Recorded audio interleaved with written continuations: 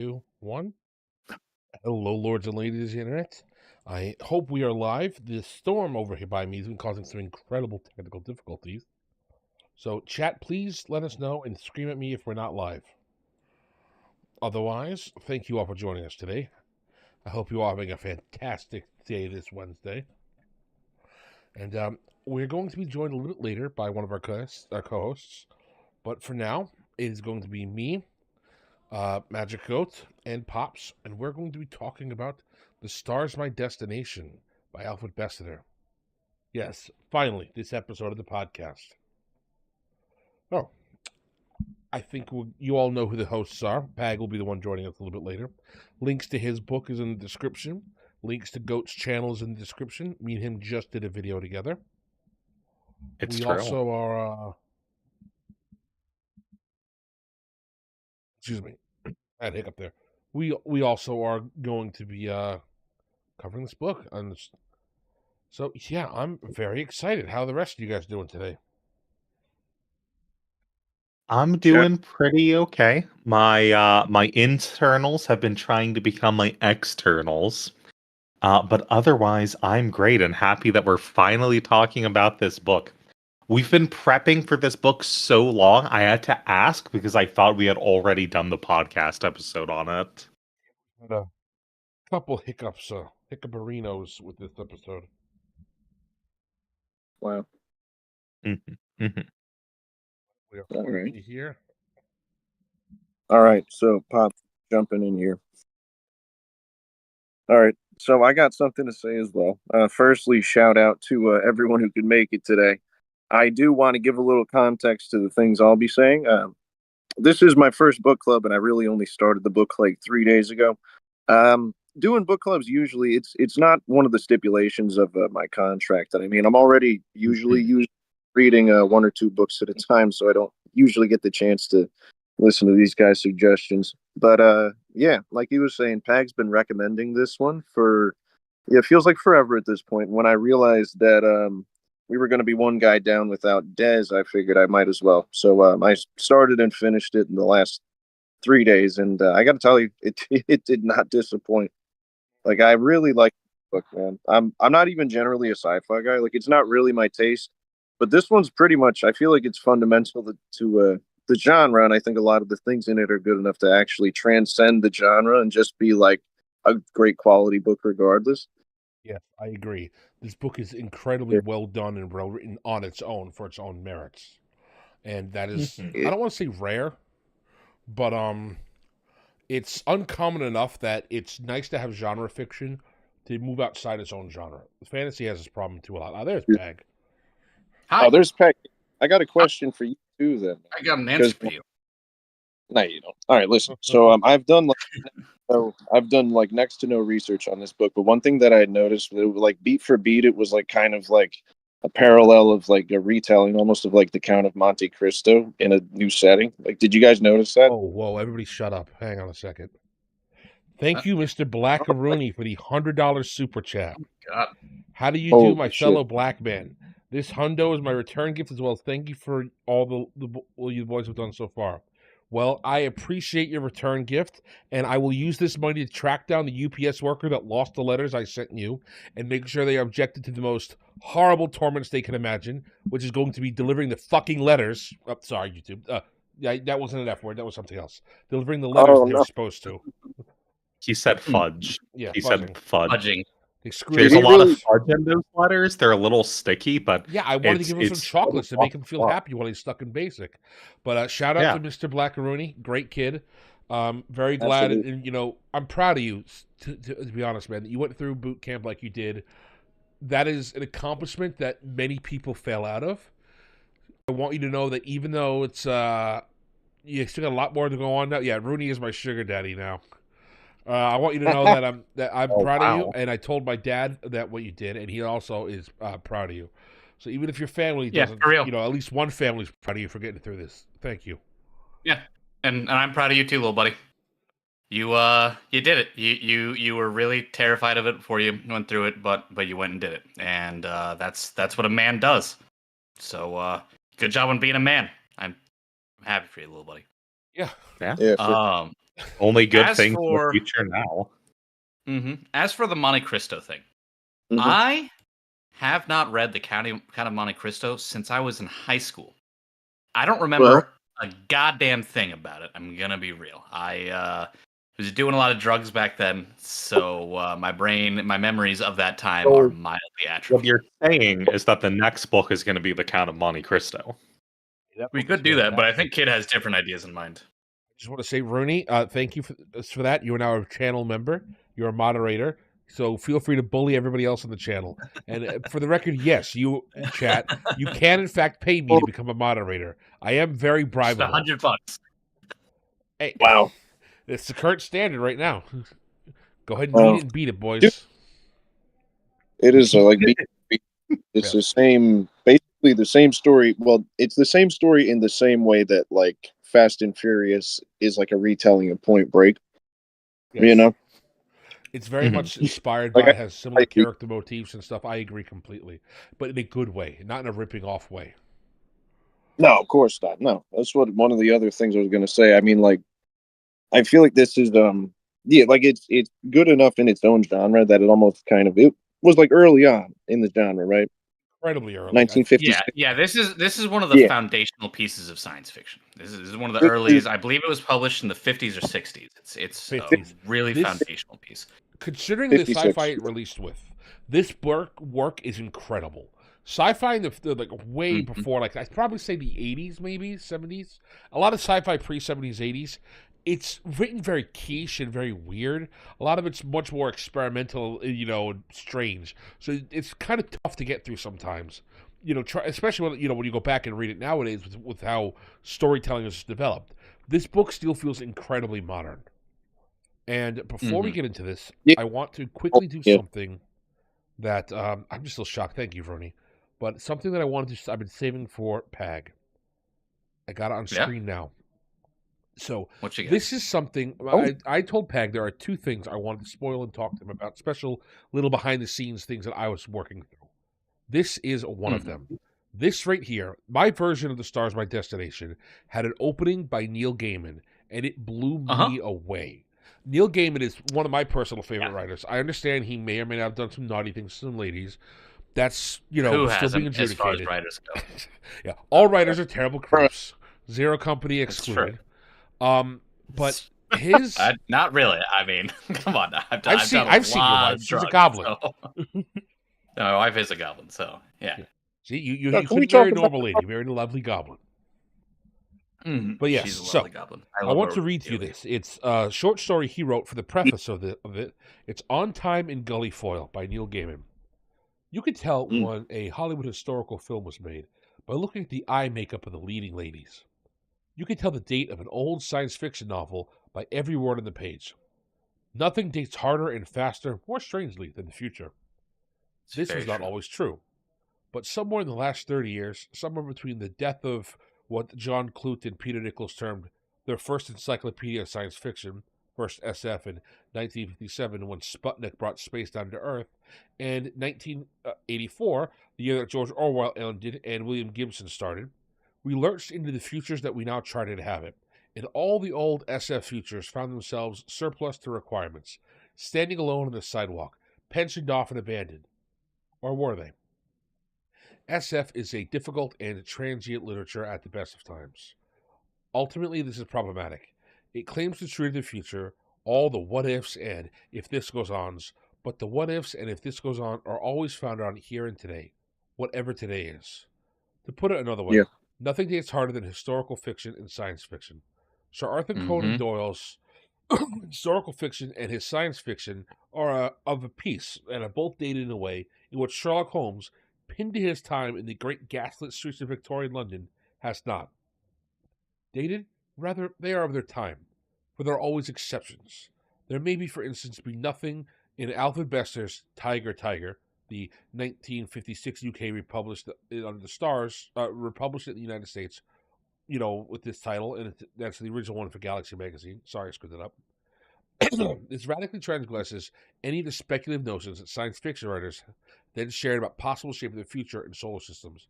But Gully Foyle, the obsessive protagonist who dominates every part of the tale, has not dated a moment. in a fashion which inescapably reminds us of the great grotesques of the other literary traditions, of dark figures from Poe, or Gauguin, or Dickens. Gully Foyle controls the world around him, so that the awkwardness of the 1956 future do not much fade into the background as obey his obsessive dance. If he were not so intransigent, so utterly bloody-minded, so unborn, Gully Foyle could have been an icon like Sherlock Holmes.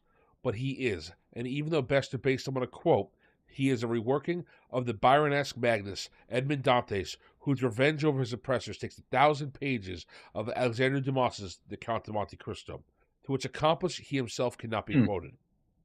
When I read this book... go ahead. It's Dumas. It's Dumas. I don't care. It's French. It's not a real word. So when I read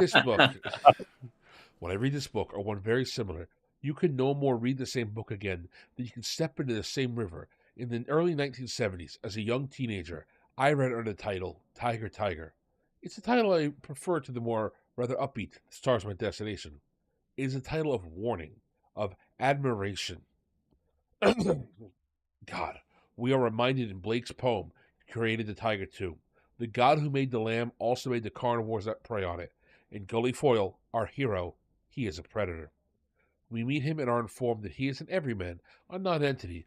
Then Bester lights the torch paper, and we stand back and watch him flame and burn, illuminate, almost illiterate, stupid, single-minded, immoral.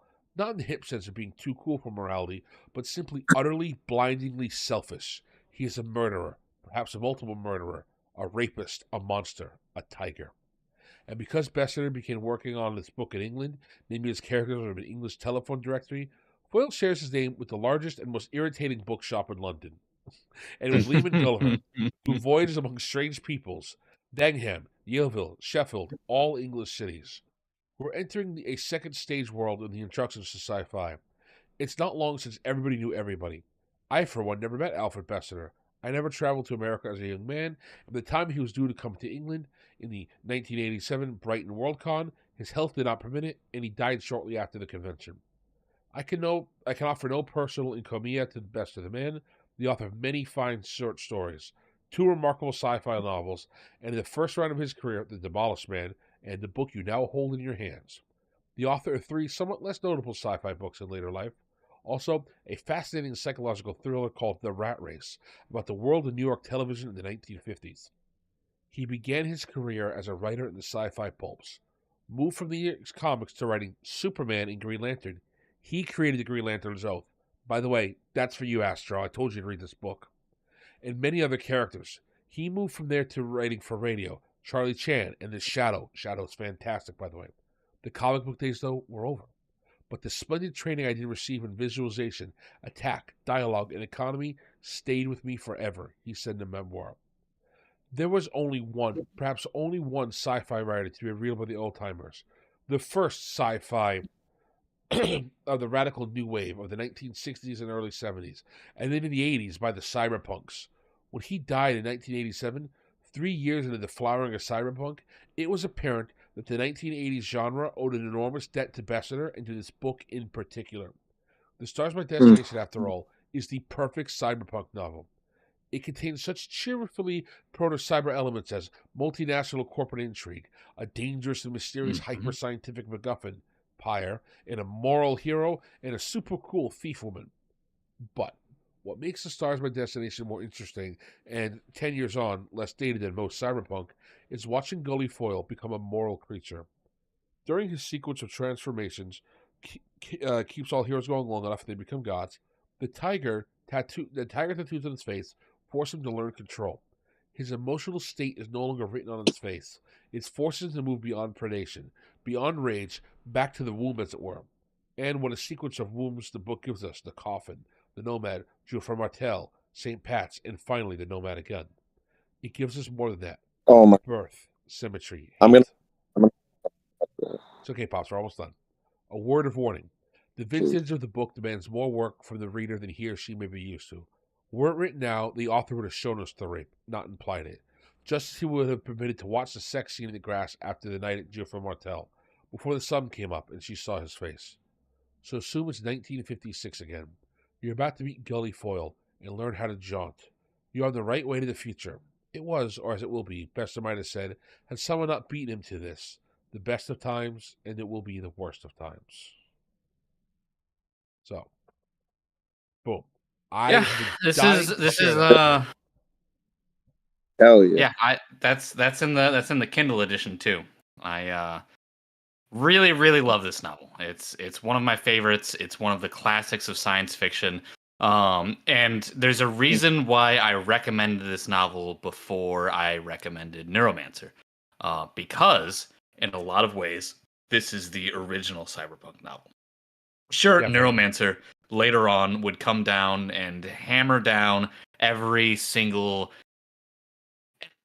convention of cyberpunk that you see today.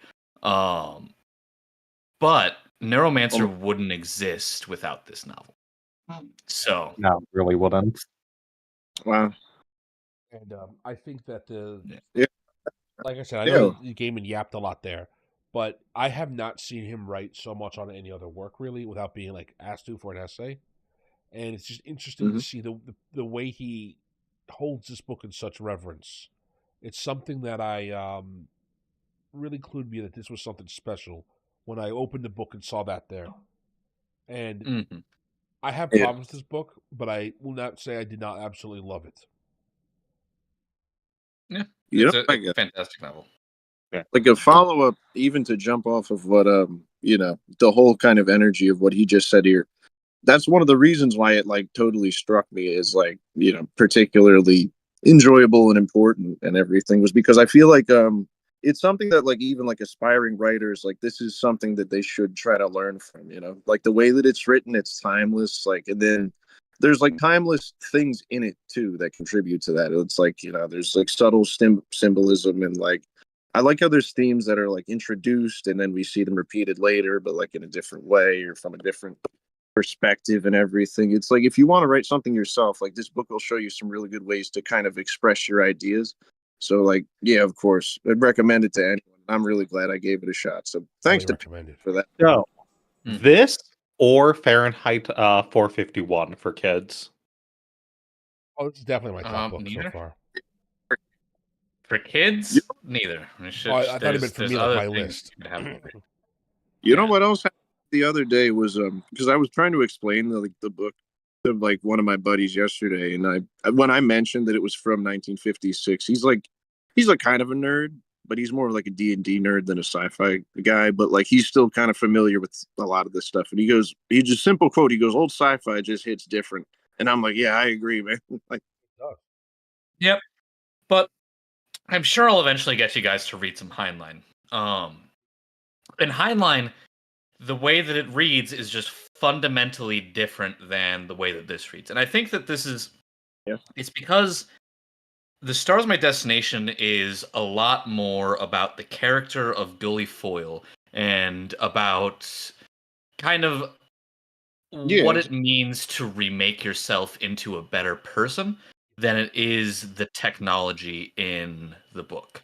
So that is something that if Yeah. you I want mean, to use this book as a springboard to talk about, I think that's the key mhm. difference between science fiction and fantasy of old. Fantasy was less about the like exploring questions and exploring characters, whereas sci-fi used to be more about exploring concepts. And I think that's a really interesting thing because you see the modern day, they've kind of merged together. Fantasy really has turned into, especially post Tolkien, an exploration of the world that you would have it now too. Whereas sci-fi has become the best sci-fi, of course, has character exploration elements in it still. But a lot of old Yeah, for sci-fi, sure. the characters are almost interchangeable. They don't matter as much. They could have different names and be different people, and That's very rarely would some of the stories change. Like it's like 450, Fahrenheit 451 is a great example. I don't think that story fundamentally changes if the guy, the main character was too much different. He could have been any number of generic people, but Gully Foyle is unique here, and the way we explore him yeah. and his fall and his situation is a character study in a way that I thoroughly enjoyed. You know Yeah. what, dude? Whenever It's like that's it's one of the things that like really drew me into, and it's like if so one of the things you can see on the screen is that we've all altered our profile pictures to resemble Mr. Yep. Foyle, and it's because like a lot of the time with sci-fi today, people are fascinated about it because they want to live in that world, but like you wouldn't see them particularly be like so invested in a character or have like a guy who's so kind of fundamentally means so much to them in the way that he develops and everything. Besides, probably I don't know Luke Skywalker. That like I think that's why science you fantasies hit so hard, because they still try to be character focused, where a lot of sci-fi is trying to show you the cool world. Yeah, it's Yeah. kind of an interesting. It's kind of an interesting dichotomy between science fiction writers and fantasy writers. That fantasy writers almost always have a lot stronger character writing, than science fiction. And I think it's because a lot of science fiction writers, just like you were saying, Pops, they focus on the world rather than focusing on the characters. And I think Alfred Bester is one of the greats because he focused on both. And that's why eventually I want you guys to read The Demolished Man, because it's another one where it's really, really tight and it's focused both on the world. There's a fascinating world going on around these characters, but it's extremely personally focused on the character. I loved it. I loved how it didn't fall into the trap of like, well, obviously the genre was like barely even its own genre at that point. But like, yeah, which we see today, I feel like things fall into the trap of like, being too obsessed with like being in that genre almost. Like that's why I feel like this book transcends it a little bit more. I think more than Yeah, that. A lot of fantasy go and- ahead, Shadow. I was just going to say fantasy and sci-fi both fall into that a lot nowadays. It's why like the dwarves and elves are all just Tolkien dwarves and elves. It's just like, well, we're fantasy or we're sci-fi, and this is how it works in that setting. I guess maybe it was advantageous at that point in history to not have as much to go off of. So, Yeah. Also, I think Yeah, a big to a problem, degree. well, a big problem that you run into. This is why sci-fi. And just to explain why sci-fi tends to have problems with characters. They're not here to tell you a story. A lot of sci-fi authors are here to explore a concept or tell you about this situation of result in something. For 451, because I'm trying to stick to stuff we've read in the podcast, it really is a great example. Fahrenheit 451's characters are horrible. A lot of them don't work very well. A lot of them would, if you put them, the great way to tell if a character works, take that character, put them in another story. Can you tell how they'd react? I got no idea how almost anybody will react to that book, especially after the ending. But Gully Foil, I pretty much can tell. Of course, it depends when you grab Foil, but that's another important detail. But if I grabbed Gully Foil and said, "All right, you have to fight Darth Vader," how would he react? If I put him in episode 4, and he's like, "You have to go up against the Death Star and all that stuff," I could tell how Gully Foil would act, how he'd think, what he'd do in that situation. The guys from 451. Further, you can tell. Go ahead. You can tell exactly what he'd do at a given point in the story. That's how well Bester did it. Yes, but that's my point, though. A lot of sci-fi people, the character is just kind of there. It's almost a surrogate for the audience. That's also why most modern fantasy is awful. The most modern fantasy, I'm talking to all you people in the audience who write and read it. It sucks because the main character, or even the side characters, have nothing going for them. I don't care about why they're here. You're just using it as an excuse to show me your world.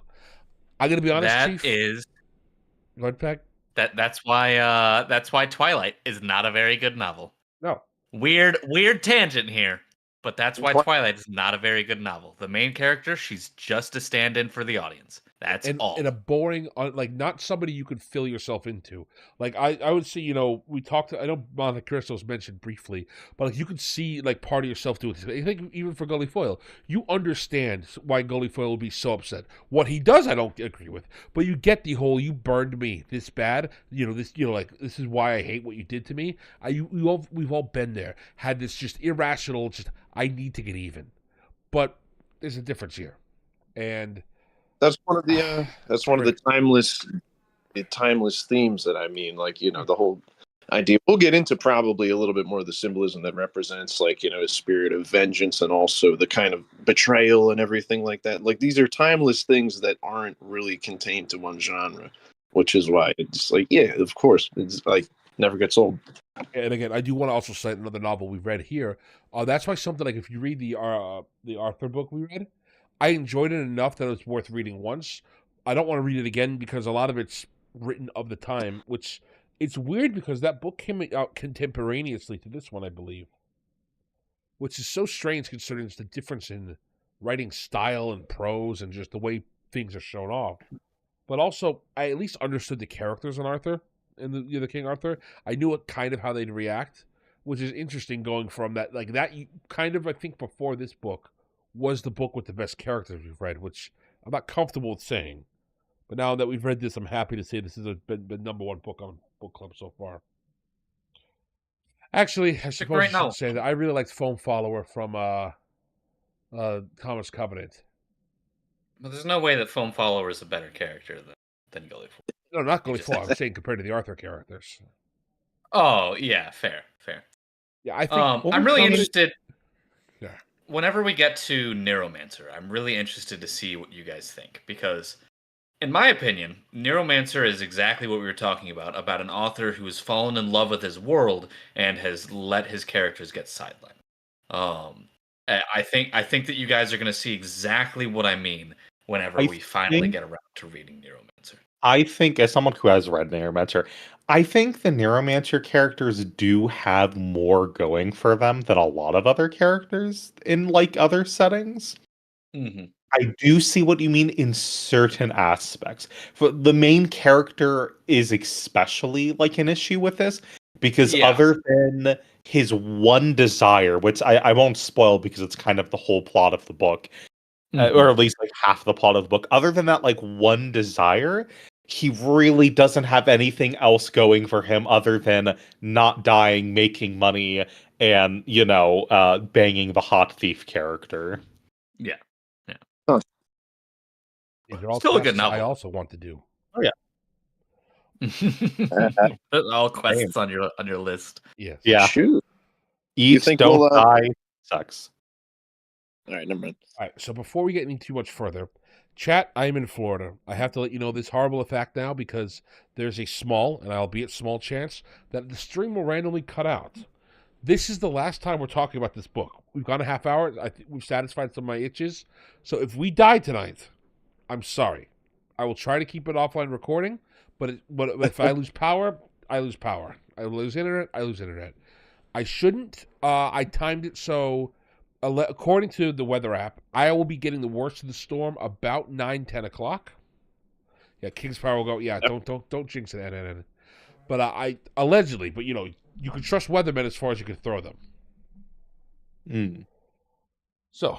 The one final thing I want to say before we get into the actual plot is this is another one of the details that I wanted to talk about. This book is very suspicious to me because I went back and looked at, the last book that we read, Thomas Covenant. The author for Thomas Covenant also wrote a sci-fi novel about a character who's angry, getting revenge, who also rapes the female lead. It's very weird that this book is conspicuously absent from anything he talks about. I thought that's a little strange. This book is huge, gargantuan, big old boy stuff. One of the hugest books. It's one of the biggest books. Yeah. I read it. I said, "Wow, this is a big book." Yeah, but we're joking, but being serious for a second. The author claims to love sci-fi, and I've read a lot of sci-fi. He was friends with many sci-fi people, but not Bester. And as Neil Gaiman pointed out, during the 50s and 60s, all the sci-fi guys were friends with each other. They used to all hang out and get beers together, kind of like how Tolkien and the Inklings were all friends with all the fantasy people. This is the time period where they all hung out together because there's not a lot of them doing this, and it just made sense to hang out with your boys. So it's really weird to me that the guy who wrote Covenant never mentions this book anywhere. There's no interviews talking about it. Nobody asks him about it. Except for one time I found where somebody directly asked if there was a connection between Gully Foyle and the character from the other sci-fi book he wrote. And he brushed it off and said, well, I've never read that book, so I'm not sure. I don't believe you. It's too weird to have not read this book. It'd be like being a fantasy He must not. Well, it'd be like being a fantasy guy. Knowing J.R. Not reading the works of Alfred Bester. That's weird, ain't it? And again, I don't want to accuse things. And in 77, not having read them. Yeah. I don't know, man. That's curious. And again, one thing he said, I didn't read this book, but I read, Demolition Man, and I know his work and it's good enough, and I kind of know what's going on, so I never read it. Okay, maybe one slipped you by. Like, I have friends who are into the fantasy who never read The Hobbit, but they read Lord of the Rings. Okay, sure. Weird, but I can see it happening. Huh? Did He you did say? say. Did you say Demolition Man? He did say Demolition Man instead of the Demolished Man. You silly bean. All right, Oh, I got another confession, chat. I went to work last night and I haven't slept since because I've been trying to get my house ready and this live stream ready. So I'm incredibly tired. I'm also Hell trying to yeah. get a video out for you guys by Friday. Shadow's editing the audio. I'm for not me. going to forgive you.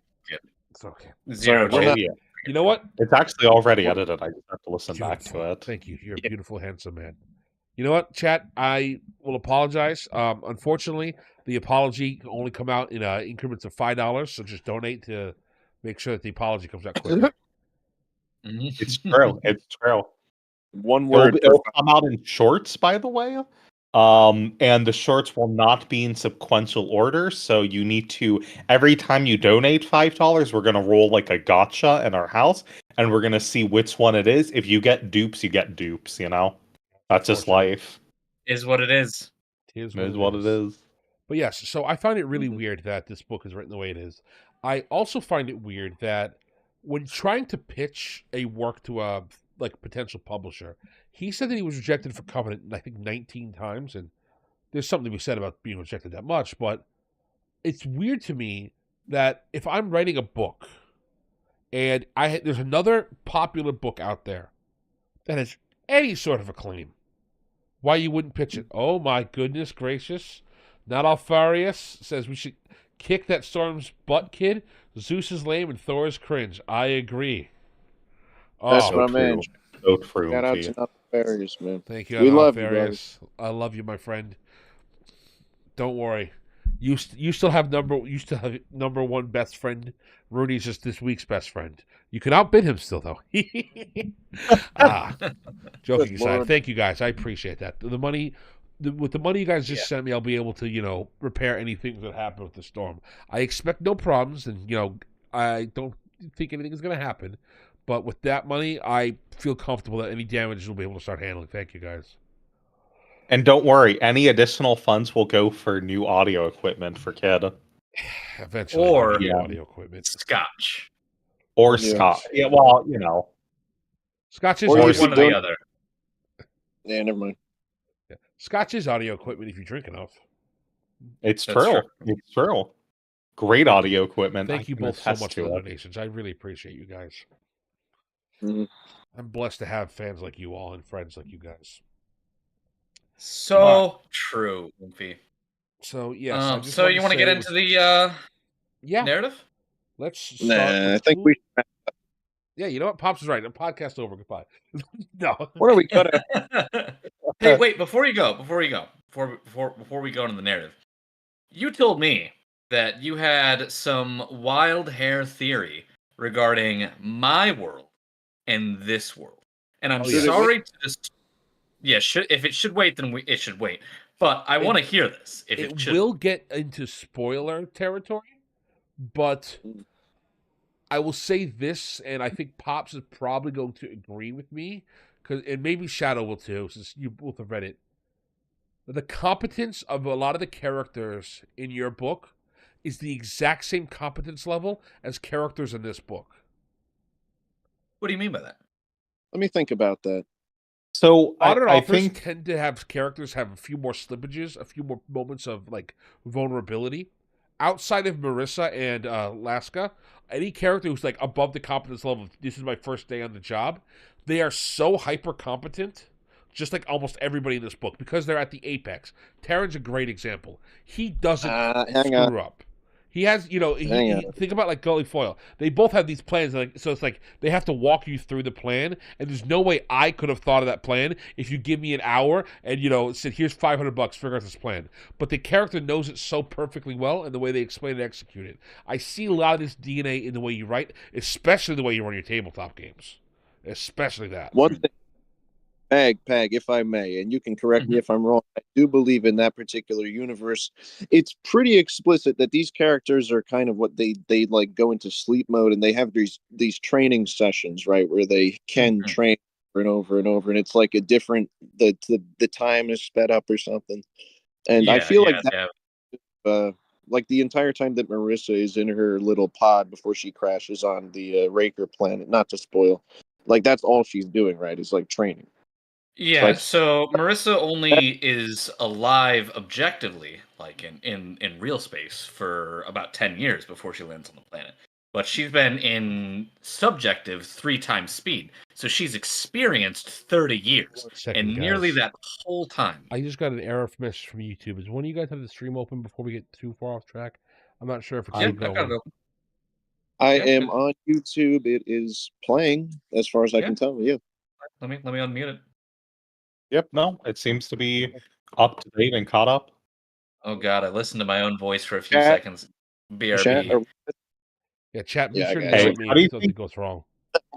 How do you think I feel editing my own audio? I have to listen to my Not voice great. over and over. It's so much worse when you're trying to make something funny, like visually, because you have to Mhm. like repeat it over and over again. I've probably heard my own voice for like 100+ hours at this point. Same joke that you made you chuckle 40 times. You're like, this joke's terrible. I need to remove it from the script. I'm not funny. I don't have that. I think everyone has it, but it's way more intense when you're like editing a lot. I went Yeah. back to a video that I was gonna like can, and I'm like, oh, this video is great. Why was I gonna can it? Oh yeah, because I've already heard all the jokes 50 times, and I thought they were bad at that point. Mhm. I don't have that problem, bro. Funny. You don't edit things. I Well, always. your voice is beautiful, so there you I go. will say, I do hate your voice too. Wow, Thank you. thanks, Bob. Beautiful. Oh, Fine, brother. I understand. Yeah, I listen back on these episodes and it's rough. I know. yeah. Mhm. But anyway, yeah, like pretty much all of the characters in Starsea are hyper competent. That being said, all of the characters in my setting are posthumans. They all have computers embedded in their skull that allows them to do things like instantly do all math that they encounter, things like that, translate all languages that the computer has a database for. So that helps a lot. I That's thought that also was not.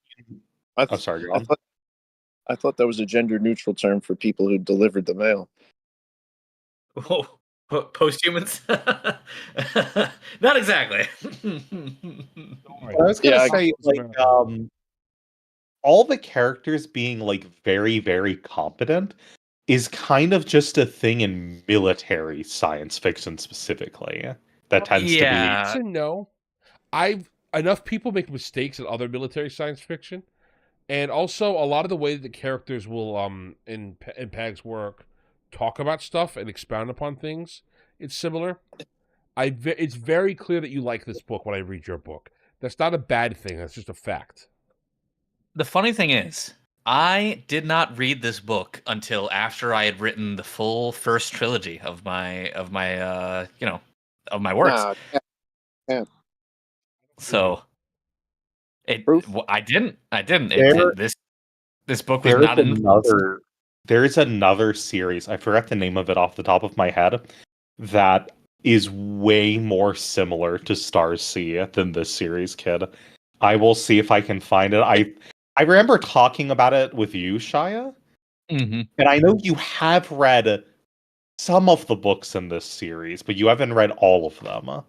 The problem is I've read so damn much, like figuring out exactly where each piece of DNA that is in my writing comes from is just impossible. It's just hard to pick out. Like if I had to guess, I would say that probably I would like to say that I was very influenced by Larry Niven and by Ringworld and the Modis series. But do I know? I don't know. I could have been more influenced by David Weber or by John Ringo. Like I've read a shitload of people, so it's hard to say. It's genuinely very difficult to say. So I don't have that problem, bro. Yeah, exactly. We all know exactly who influences you, Pops. That's right. Bible, once the a week, Bible. so I have it in front of me right now. Yes. pastors who read the Bible less than you have read that book, Pops. I like the book. Anyway, it's a good book. Yeah. I'll tell you right even now. if I don't like it, it's a good book. Oh, Well, you're wrong. I mean, it's spicy. it's just my taste. I like punctuation. What can I say? Let's stay on topic. It's another timeless book for kind of for different reasons. I will force myself through it for the sake of this podcast. If you guys vote on that book, I'll read it to you. Okay, deal. Romantic. Anyway, so Getting hot. let's get on to the narrative of this book. We haven't let's do it. we haven't even touched the narrative of this novel, so let's get there. No, it Peg- starts out with so you do the building the summary. world. Yeah, it starts out with building the world, which I think is an excellent place because No, it starts out with a poem by William Blake. Okay, it starts out with a poem by William Blake, and then No, I think it Pops starts is out with correct. building That the poem world. is hyper important. The poem sets the tone for what you're You about think to so? read. I don't remember what Oh no, I don't the remember poem what is the very poem is. important. Let me pull it up on my Kindle. Let's see. I can pull it up in a second. You cannot be serious. I can be Pops, serious. he's jorking us right What now. do you mean? He's I trying to can't get be us to serious? talk about the book. I know this boy. He's clever. He plays stupid, so we have to play smarter than him to catch up. And then he takes his pants off and reveals, haha, I was here the whole time. Tiger, burning bright in the forests of the night, what immortal hand or eye could frame thy fearful symmetry? Blake. My God. I didn't know who wrote that. William Blake. Let me tell I you see. something, because I know it's one scene later that he gets the tiger tattoo, but we've already mentioned that. Do you want to just mention the tiger symbolism right now? Because I already got notes on it, and I've been itching. No, let's talk about what happens. Yeah. at the So the beginning. original title. Yeah, we should probably get through it. But I will say the original title was Tiger, and then it moves on to The Stars My Destination in later printings, which is both are extremely important. Yes, and I want to say the reason this poem is important to start with is this poem is a declaration of intent and a summary of the book in one. It tells you what's going to happen. It tells you what's going to go on. It's really interesting, and you can tell why Bester was inspired by this thing. The symbolism that he puts through taking this poem, and that's why it's here front and foremost at the beginning. This is the first thing you want to think about. That is super important to the work. And from here, we move into the actual scenes where, as Pag was saying, we get a little bit of setup of the world, we get a little bit of explanation. You want to go into this now? Well, it's not a little bit of setup. It's a good deal of setup. Just looking at it, it's like 5% of the novel. That is just the prologue to the world. Where he just sets up exactly what's going on in the world. And I think that this is one of the things that really makes this novel great, is that he sets up the world. He comes up with this concept of jaunting. So, by the way, this is where the word jaunt comes from. Alfred Bester invented a word, jaunt, and in this novel it means to teleport. But in the real world, it means to hop, do a quick hop from one place to another. And of course, teleporting from one place to another is a jaunt. Moment, yes. Let me say this, because in the book or in the book universe, it's not really a relevant thing to the whole story. But he says that the man who invented jaunting, or like discovered it or whatever, his name was Charles Fort Jaunt, right? Mm-hmm. Now that is a direct homage to another writer. I think he was mostly fiction. I don't think he did like sci-fi, but it was a guy named Charles Fort who actually invented the word teleportation. So I really liked that. That was cool. Huh. Yep. I didn't know that. That's really neat. Yeah, man. I was asking to point that out, Pop. That is in my notes too. Thank you. Because I was curious, like, this thing is too weird. Because that's the thing, by the way, chat. If you want to know how good an author is, look at their names. Their names might not be perfect allegories of their characters, but if the names doesn't mean something important, either in the story or like it's a reference to something, the author sucks and they should probably stop writing. Oof! Oh my goodness! I'm serious. Your name there's such power in names. You are expecting me to read your novel that you put all this time into. You can't even consider a name. You don't even have to even be something in the real world for the record. Like Lord of the Rings is a great example. Aragorn's name is a compound word that's talking about his lineage and talking about the history. And it's the word he made up because he liked the way Aragorn sounded. I mean, for those of you who've been watching Rings of Power, you now know where Gandalf comes from. It's staff elf, which is super important to what Gandalf is as a character. Again, Alf is Old Norse for what we became elf, but it means like grand, powerful, ethereal, near angelic, which completely explains it. And he's Gandalf, so he's a staff elf. Well, he's also, as the show says, grand. And Gandalf is also one of the names that you give to, what's his face, Odin.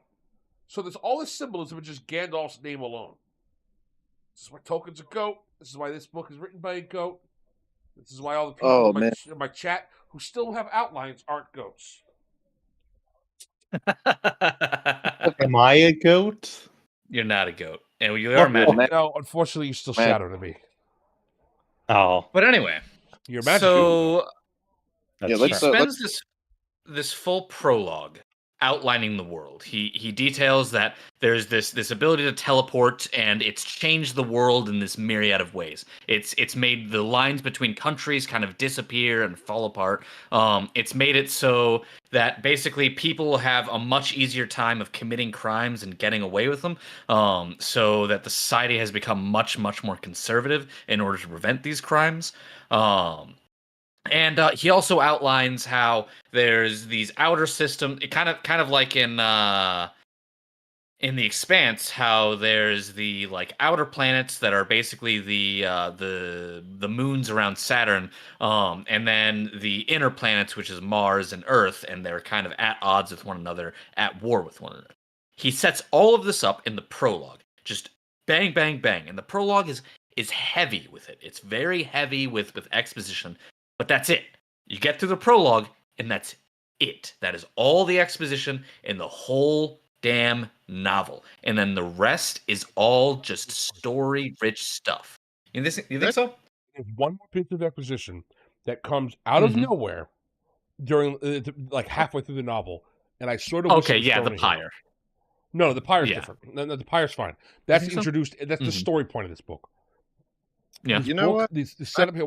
One sec. The what it sets up here is that Jonting has changed everything. However, an important plot point later on is how Jonting has affected the sexual dynamics between men and women, how it's affected the way that you deal with the females in society, how they're much more protected and coveted. He sets that up in the very beginning too. It's not. That's in the prologue. Is it in there? It is in the prologue. It's not. It's how intense it is in the book.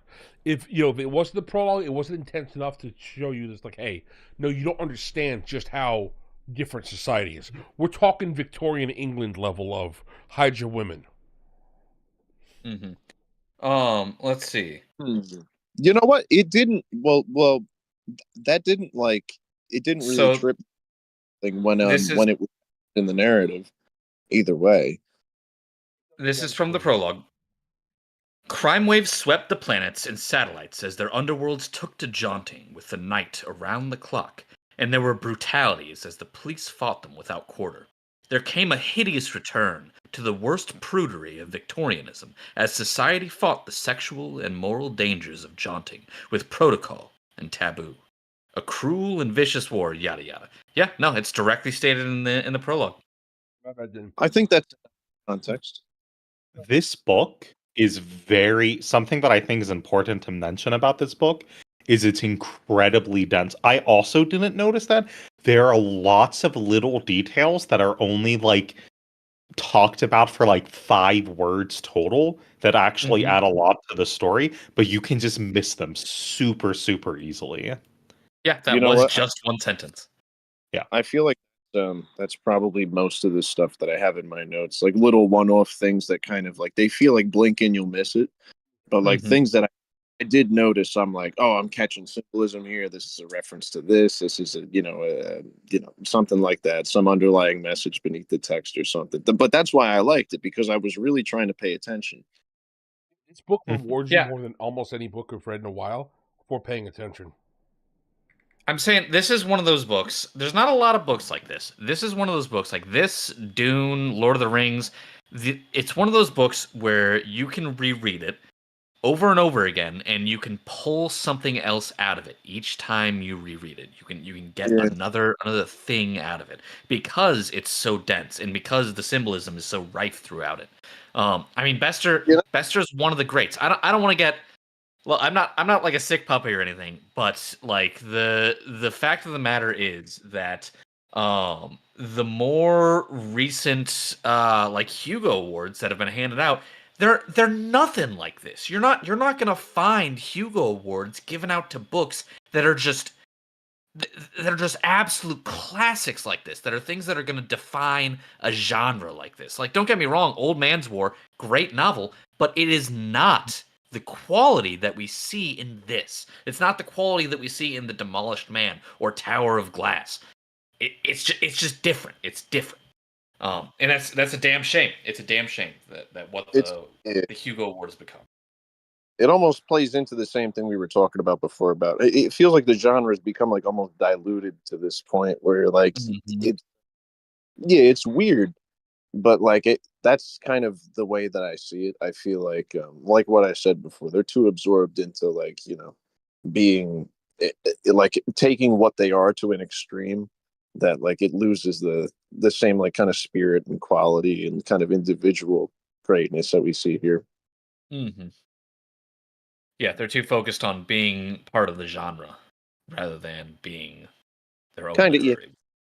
Mm-hmm. I do think it's interesting because if I recall, I got one here. The reviews for this book when it came out were bad.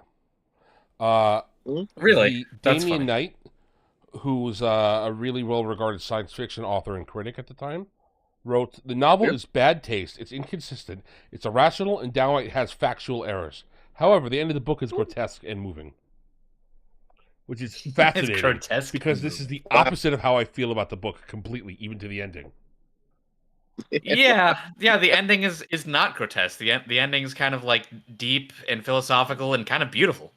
Yeah. It's really not enough, grotesque. though. Carl Sagan, who said he hates science fiction and thinks a lot of it is guff, thinks this is the best book because it is so thoughtfully constructed, so rich in the accommodating details of an unfamiliar society, that they sweep me along before I've even a chance to be critical, and I appreciate that, which I agree. Mm-hmm.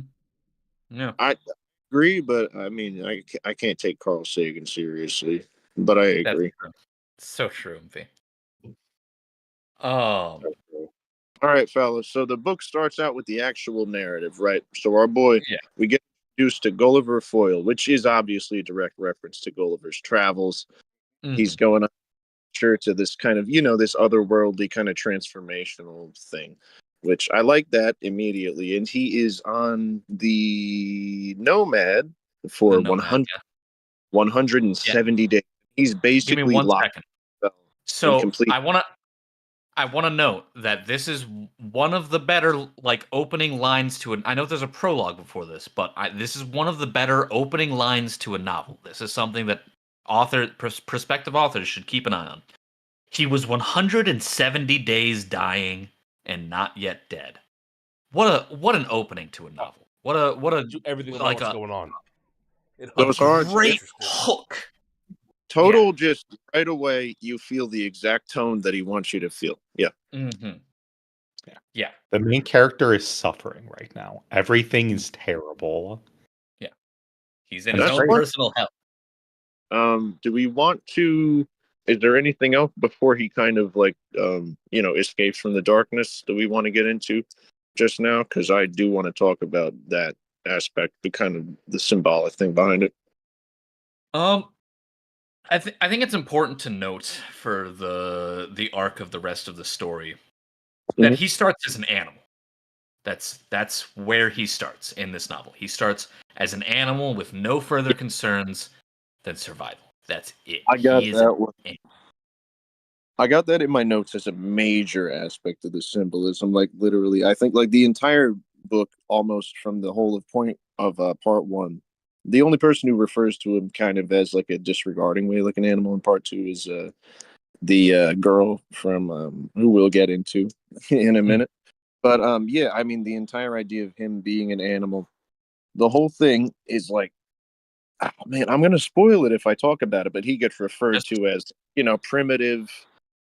Just go for it. From now on, there are spoilers. Ye have been warned. Full spoiler territory. Let's do it. This book is fantastic. Go read it now. I will not forgive you. Yeah, for real. You'll be forgiven for leaving. Just come back and donate $5 super chat when you're done reading it. It's true. Say that you left to go read it. And I'm gonna go get a scotch. I'll be right back. Also, share it on all of your personal social media. Share it to your family, especially. Your parents would love listening to us. Trust me. When you come back, I'll still be talking about it because I think I could talk for like 2 days straight about this. But yes, so the entire book, everyone, or at least for part one, everyone seems to view Gulliver, as like a primitive brute, strong, otherworldly, and like a strong, powerful creature, but they don't quite understand him. Like that's obviously most obvious in the tiger tattoo. I do want to really talk about the tiger tattoo real quick and what the tiger symbolized. I think that's. Let me get it through. So Goldie's stuck in the space station. It's a wreckage of a ship that he was on. He has no idea what happened, and he's starving and dying. He then sees out of the corner of his eye somebody, flying by, a ship that could possibly help him. He starts to feel life re-enter him. And the excitement, the idea that he's finally going to get out of this suffering, this hell he's been in, and this ship just leaves. He sends messages, demanding help and all that. It just books it, leaves him here. But he gets to read the. He fires off. Huh? He fires off a dozen flares. There's no way that it could have mistaken him. It turns around and looks at him. He can see that it's turned around, it's stopped, it's seen him, and then it leaves him anyway. And he's got one part to his mind. See the side of the ship. Vorga. He remembers the numbers too. Not 1339. Vorga. Yeah, I would say he is reignited. This is a man who was between life and death, who had just been sitting there, but he is reborn. It almost restarted. It starts this part that I know Pops is probably going to get into, the symbolism of his evolution as a human being. Here he is, he's the animal, fighting for survival, doing whatever he can to simply scrape out an existence. And he goes crazy on this ship. He starts, disassembling it, jamming holes where they don't need to go, putting, fuel rods, trying to unfreeze them by spinning the ship, by slamming his head into it, and all this craziness just to get the ship to go so he has a chance to get out of here. Moments ago, he'd spent, days just suffering and starving in silence, hoping for help, and suddenly the fire's ignited underneath him. And like I said, this animalistic desire to survive amongst everything else, no matter what. You've seen a cornered animal fight? That's what Gully is right now. He is that cornered animal. And he jettisons off into space. God knows where, on a ship, the Nomad. Which, great name, by the way. It's even greater than that. Pag, if you got the book in front of you, if you can find the quote where it says, like, he was no longer the common man and, like, whatever. Yeah. After 30 years of existence and 6 months of torture, Gully Foyle, the stereotype common man, was no more. The key turned in the lock of his soul, and the door was opened. What emerged expunged the common man forever. Absolutely. It can't be understated, like, how good the prose is at certain points in this novel. The prose is, it's fantastic. And then, like, the kind of foreshadowing, very, very distant foreshadowing of what we see there is that he literally becomes a creature of, like, a sheer force of will, So he's, like, it's, like, kind of the survival is the theme, which I'll talk about as far as it ties into the tiger later. But the fact that he becomes this being of, like, sheer will plays into the ending of the story and the device that we see being used at that point. But I really don't want to spoil it. Yeah. The next part of the novel is just very dense of him figuring the previous part of the novel is him just surviving. He's just going from one place to the next, doing bare minimum to keep himself alive, and that's it. Then the next part of the novel, right after that, is him. He's changed. He's a completely different man. He is feverishly, fervently working to make anything work that he possibly can to get back at Vorga. That's all there is to him. He will die, and he takes crazy risks in the next part of the story. But really he will die. We haven't gotten to the space station yet. Now, eventually, do we want to jump off of the fact? So eventually he does get off. He invents a certain thing, and he gets off of the Nomad, Now, what I love here is that the entire time that he's on the Nomad, stranded for 6 months, and I wish I was more into like numerology or gematria to talk about how, like, the 170 might be significant or something.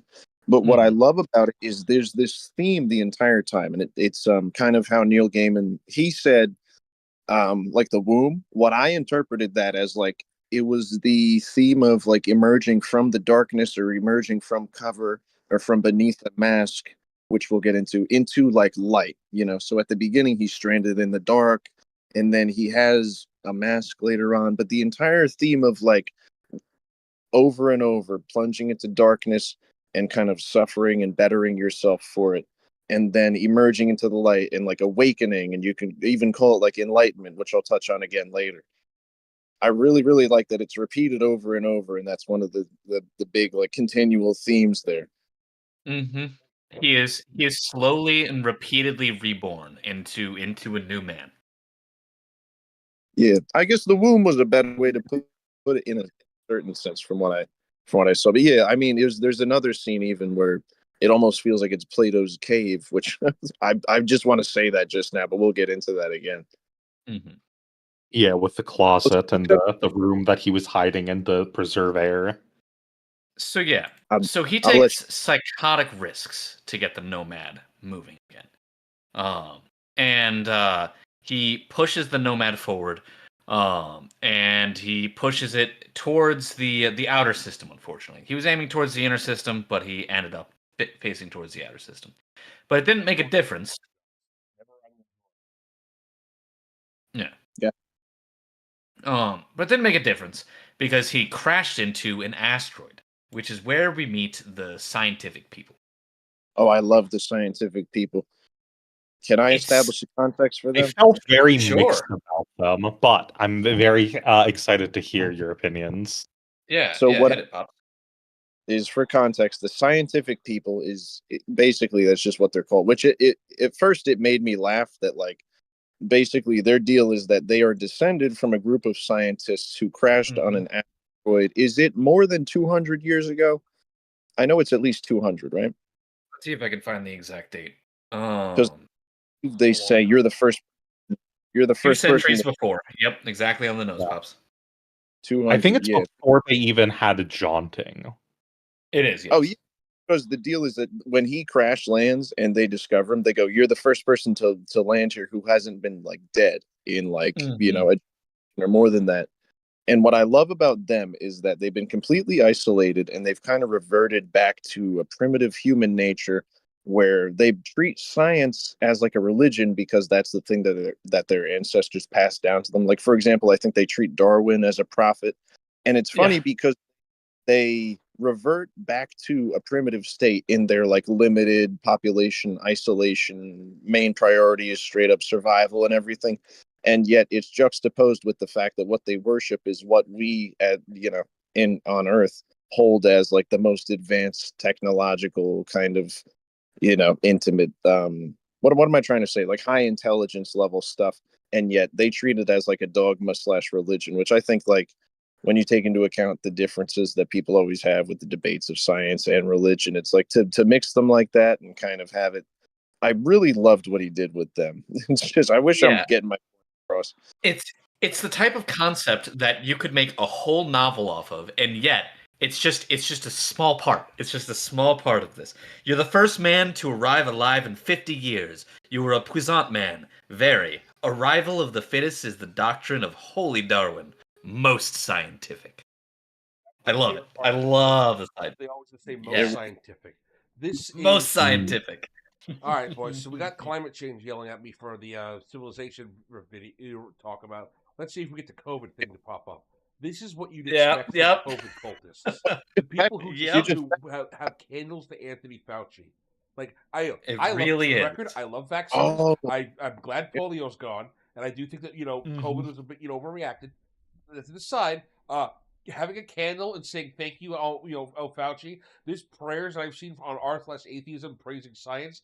These are the type of people they watch Rick and Morty that you would completely fall into the cult of science. I love it. It is fascinating because these are people who are not ignorant. They're not wrong. They just don't understand the symbols around them. but they were passed down orally what they were supposed to be.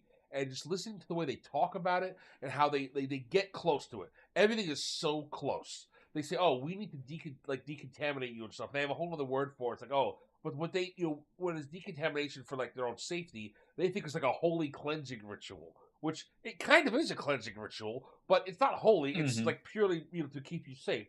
But for them, it becomes holy, and I love it. It's just fascinating. And it's just, again, this is the 50s. Yeah.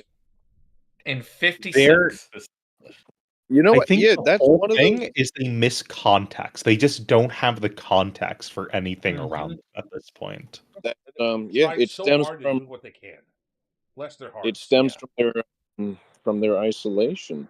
But one thing I do want to since you brought up the whole Fauci thing, I'll take it to another extreme and relate it, because those things where it tripped me up, because I was like literally like, oh, this is timeless. Like this is like telltale, like things that I'm still seeing today. So the whole deal with the scientific people is that they have tattoos on their forehead to label themselves, right? They're very, very particular about that. Now, what were people doing when they got a certain needle injected into them? I saw people posting about tattoos where they said, "I got my Fauci ouchie." It's very funny that like the cultish kind of dedication to these things is like, it's so funny that like he was able to, I won't say predict it, but like kind of just make explicit human nature in such a way that like, to this day, 70 years later, right? Like I can see parallels to it in real society. I really think it just made the world timeless in the setting. But yeah, I'm not trying to insult anyone or deny anything. Say, yeah, there's some crazy people way on the other side who did some crazy stuff. I'm not talking about normal people. Like I said, I had this one person I know. She bought candles that said "Holy Fauci" on them. What is wrong with you? Why would you do that? That was a He's just joke, man. right? They did that as a joke. Some No. people did, some people didn't. As a joke, I get it. Yeah, Fauci's, I would do that as a joke to fuck with people or just to like be silly. But when I you're would not, actually doing it, that's psychotic. I would not spend money, and I would not treat it genuinely. And this is apolitical. This is an apolitical take. But if you listen to Fauci talk, he does sound like the Mike Wazowski lady from Monsters Inc. He's like, "Yeah, you gotta wear your mask, Mike Wazowski."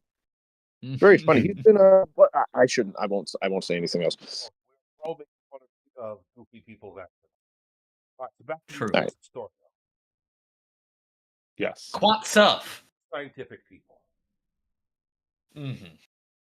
Yeah, and this is where he gets the facial tattoo, which is in large part defining of his character for the rest of the novel.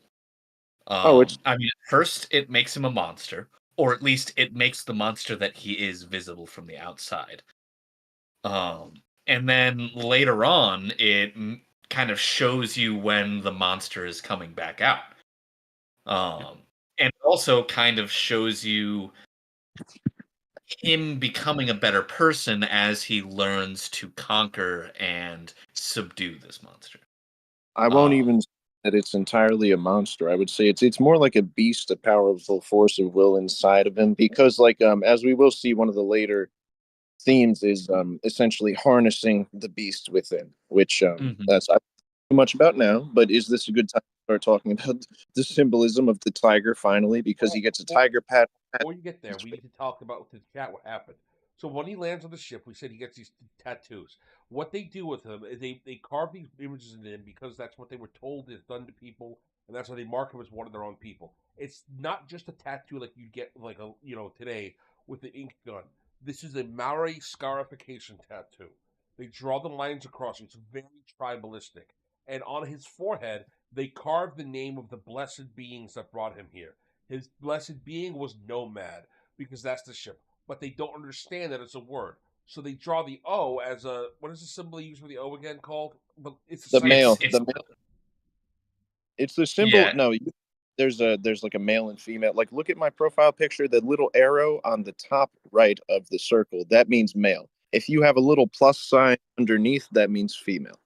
I want to say real quick, as to give some respect to the indigenous, it's Maori, not Maori. That's actually two different groups of people. You mean groups of people? no? There's the Maori and the Moriori. But body scarring, as far as Australian Aboriginals, is I don't know exactly who it was that did it to begin with, but it was very prominent. If it's fascinating stuff. It's these Australian, New Zealand, people who sailed around that area. They are really cool, and I don't want to, if I misspoke their name, I apologize. I'm not trying to degrade them at all. Funny enough, the symbols, from what we understand, the male symbol comes from the symbol of Mars, and the female from Venus. Which I don't know if Bester intended, but it's Good old kind of Roman. interesting how the male and female symbols that are tattooed on all these people's foreheads are also astrological. They also come from the stars. He must. There's no way he didn't give that some thought. Yeah, Even probably. look like I was telling Pag the other day, when you split up nomad into its two syllables, it's no and mad, right? So if you say to yourself no mad, I feel like again we'll get into it, but I love it because it really represents the things that we see that are kind of like the message that Foyle keeps saying to himself throughout the entire book. But it switches from what it means to part 1 to part 2, like no mad. Like we did discuss that he's very mad about getting vengeance on the Vorga, right? So what I'll say for now is that for most of his decision making for the rest of part 1, at least in my interpretation, people talk to him, right? And they say, this is wrong, you shouldn't do this, or this is a bad idea, and he gets himself in bad situations. And if he just says to himself, no, comma, mad, like you just split it up, it's like, no, I'm mad. I'm going to keep doing this. That's something that I loved, and it switches meaning in part 2. But I wanted to mention that for now. So I love yeah. Go on. Oh no. Do we have anything else to say for now? Because I'm saying Let's talk about I was scientific people. So he's with the science people. Yeah, I was gonna. He gets integrated into the society a little bit, but unfortunately, he's still in a bit of a daze. He's been starving for a while. He doesn't know what's going on. They inject him with a whole bunch of holy substances, which I don't think we find out what it is, but it can't be super good for you. It's probably morphine. That's my headcanon. It's just like medical drugs. I think it's explicit in the book that we don't know, right? That like it's unclear. Yeah. It was the Joseph preferred an Erlenmeyer flask. It was labeled Lungcat CS hematoxylin and eosin. Vitamin? Joseph inquired. And then they give it to him. I love it. It's just the holy science men are great. And God only knows what any of that means. But you see, the science men understand. As a man, you have preferences. So they put 3 beautiful, I guess, women in front of him. And they say, pick which one of our young women is your wife. And he is drugged out, and he's passed out, and he simply falls asleep. Unfortunately, his arm touches one of them, and they declare it a holy matrimony. What's up? Hell yeah. Related. I wish, bro. That's the best way to get married, honestly. State mandated. Whoever you pass off on. Be scientific in your choice. Be genetic. It's called blind.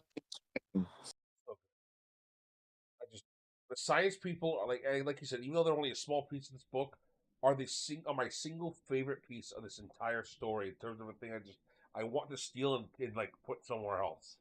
They're just so much. The role that they play is significant. Well, they're so sincere. So I think one of the things that makes it work so well for them, they're not written off as like a haha, let's make fun of these people joke. They fully believe what's going on here. It's only kind of funny to us what's happening because we have a little bit of external context. But to these science people, oh no, it is 100% legit. Let me say this though too, because literally because of what they do, they end up driving the rest of the story. And at the end of the story, I won't spoil, but I will say one of the most important things is like the idea of faith. Like they have this like, very dedicated faith in in their own beliefs, and we won't say any more for now. But the faith, the idea, is important. It's one little more thing, a little more for chat. The idea that pops out faith being important. The way that faith is shown in this book, especially with these science people, there's one way you'd expect it to be written, and it completely goes in a different direction. And I think a much better and more powerful direction because of it. Wow. Something to your earlier point, kid, when you said that they drop a bit of world, or Bester drops a bit of world building in the middle, he does actually do that, and that's that that religion is illegal. Just randomly dropped. no real details. Just religion. All right, I guess. That's a great line because I believe it's a passage where I don't think it's a spoiler to mention the Spanish stairs, but the opening of the scene, I think about the Spanish stairs was a point where he drops this good line that I really liked, where it was like, although God was not yet outlawed, religion was outlawed, like something like that. Mm-hmm. Which I really liked that because it's this idea that like people have already lost faith. What we do see is that when he says, and a blasphemer that I am, Jesus Christ, somebody goes, you shouldn't say that. I believe it's one of the girls, but he goes, why not? It's just a curse word. But that kind of shows the whole idea that like religion has kind of become a back of the mind thought for them, although the theme of faith is still present in some characters and kind of rears its beautiful head later on. Yeah. The DNA still exists within society. They can't get rid of that. It's part of the society, no matter what they do. One God of the best has not been outlawed yet, but religion. Yeah, there you go. Thank you. Oh. Anyway, so yeah, the scientific people and a holy one. Yeah. The scientific people, they strap him down to a table, they feed him, they shave him. He wakes up later and they introduce him to his wife, and they're like, "Hey, this is your wife now." And he's like, "Excuse me?" And he immediately is like, "How about you get the hell out of my room? I have things to do." And so he tosses her out, and then so basically, he literally tosses her out. And so this scientific people welded his ship to their space station. Well, so it's an asteroid. It's a very tiny asteroid. However, people have been landing on it, and people have been crash landing into it, and they've been sending out like little probes and whatnot to grab ships that are marooned near it, and they pull them in, and they weld them in, and they make them part of this asteroid space station thing. You know what that makes sense? As far as like trying to be scientific minded, the idea of like introducing a little bit of diversity here and there, so as not to become totally, let's say, INCEST. But it's a fun.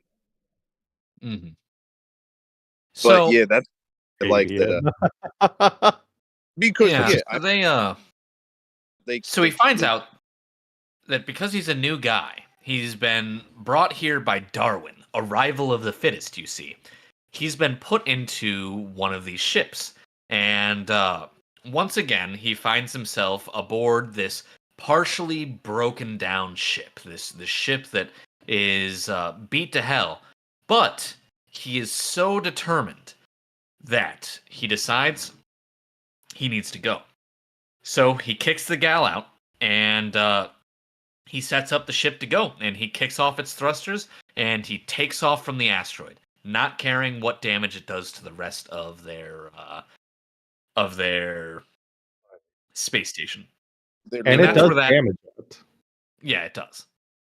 And that's where that part ends, and we're introduced to our next character, which is Pristane of Pristane. I love Pristane of Pristane. He's not Mr. Pristane, because he is Pristane. There is only one Pristane of Pristane. And then everyone else is Mr., right? It's a distinction.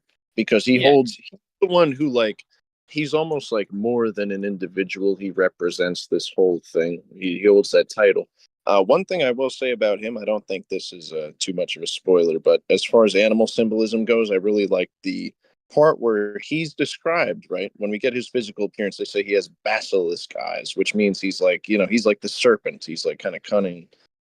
Almost, I don't say straight up satanic, but as far as his character description, we see over and over that he's very into material wealth, self-aggrandizement, the kind of um the like putting yourself on a pedestal. He kind of rules the material world of this whole story. So I He's thought he like was like as like a what am I trying to say? Like a representation of like a larger kind of concept. he's like the He's- living he's the living avatar of a corporation.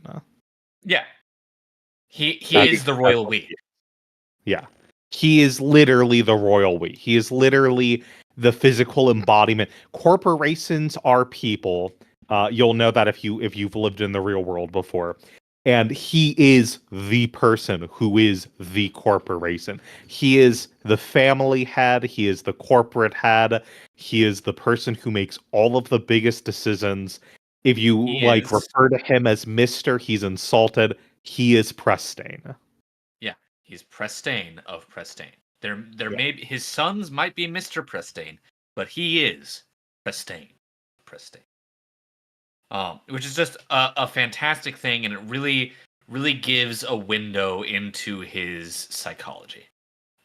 Really shows you exactly who he is when he basically tells a guy, "Do not address me as Mr. Prestane. I am Prestane." There's multiple instances of that where he like assures that it's like, no, you're referring to me as a title. I'm not just a random Mister that you meet where you go, oh hey, Mr. Pops. It's like, no, I'm the Pristine. Yeah, it might be my name. Exactly. Mm-hmm. Exactly. And I just really love that. I love his character. It's pretty interesting. Like I don't think I've seen like a particularly like a dynamic in a story that actually is worded that same way, but I love the way that it functions. Yeah. So in The Demolished Man, also by Bester, the main character is Prestane of Prestane. He's not really Prestane of Prestane, but he's this character, except the main character and of a different story.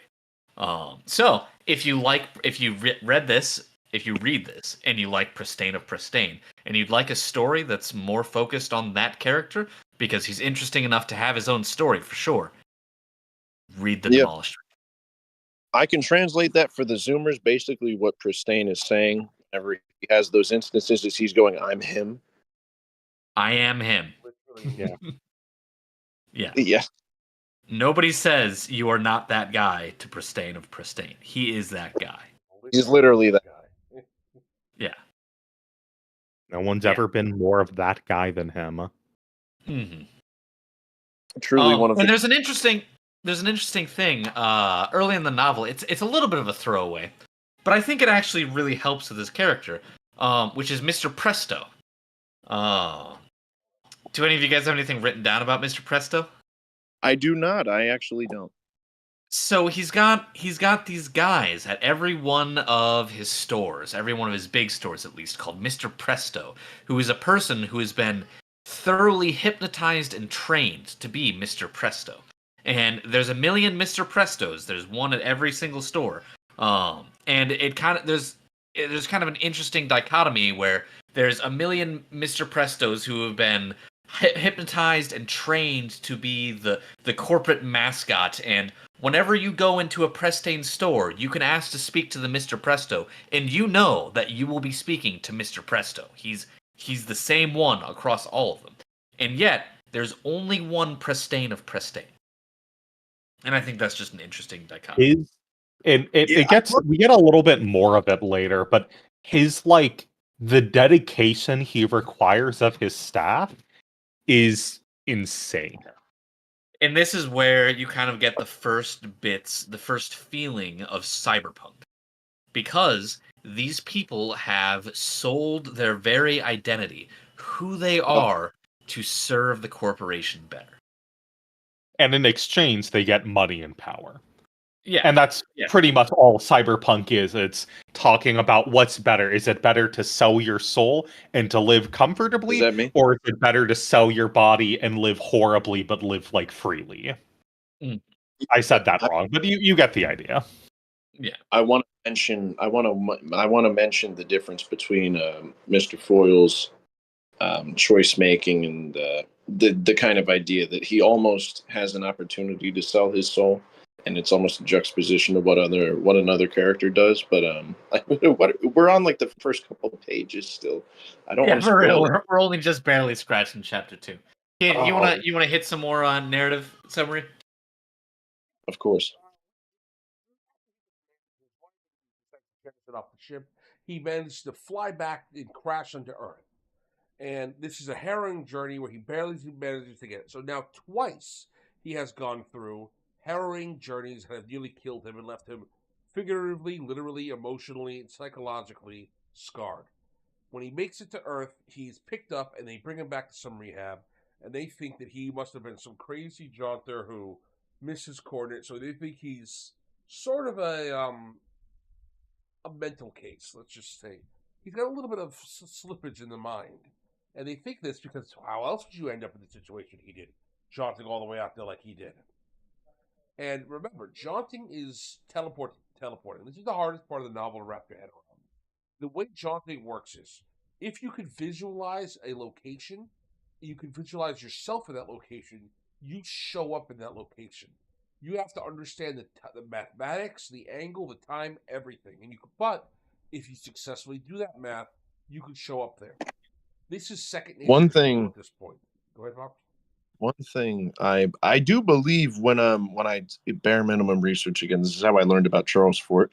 I do think originally the idea of jaunting is that the limitation is like 1,000 miles. Yeah, nobody has ever jaunted further than 1,000 kilometers. It's not a hard limitation. It's just everybody who's tried it's failed.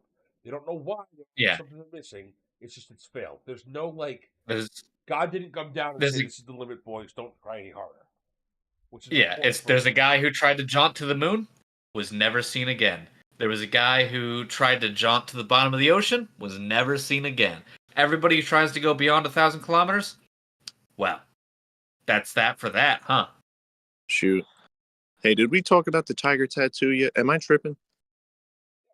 A little bit. We touched on it a tiny bit. Yeah. Is it mentioned yet in the narrative or no?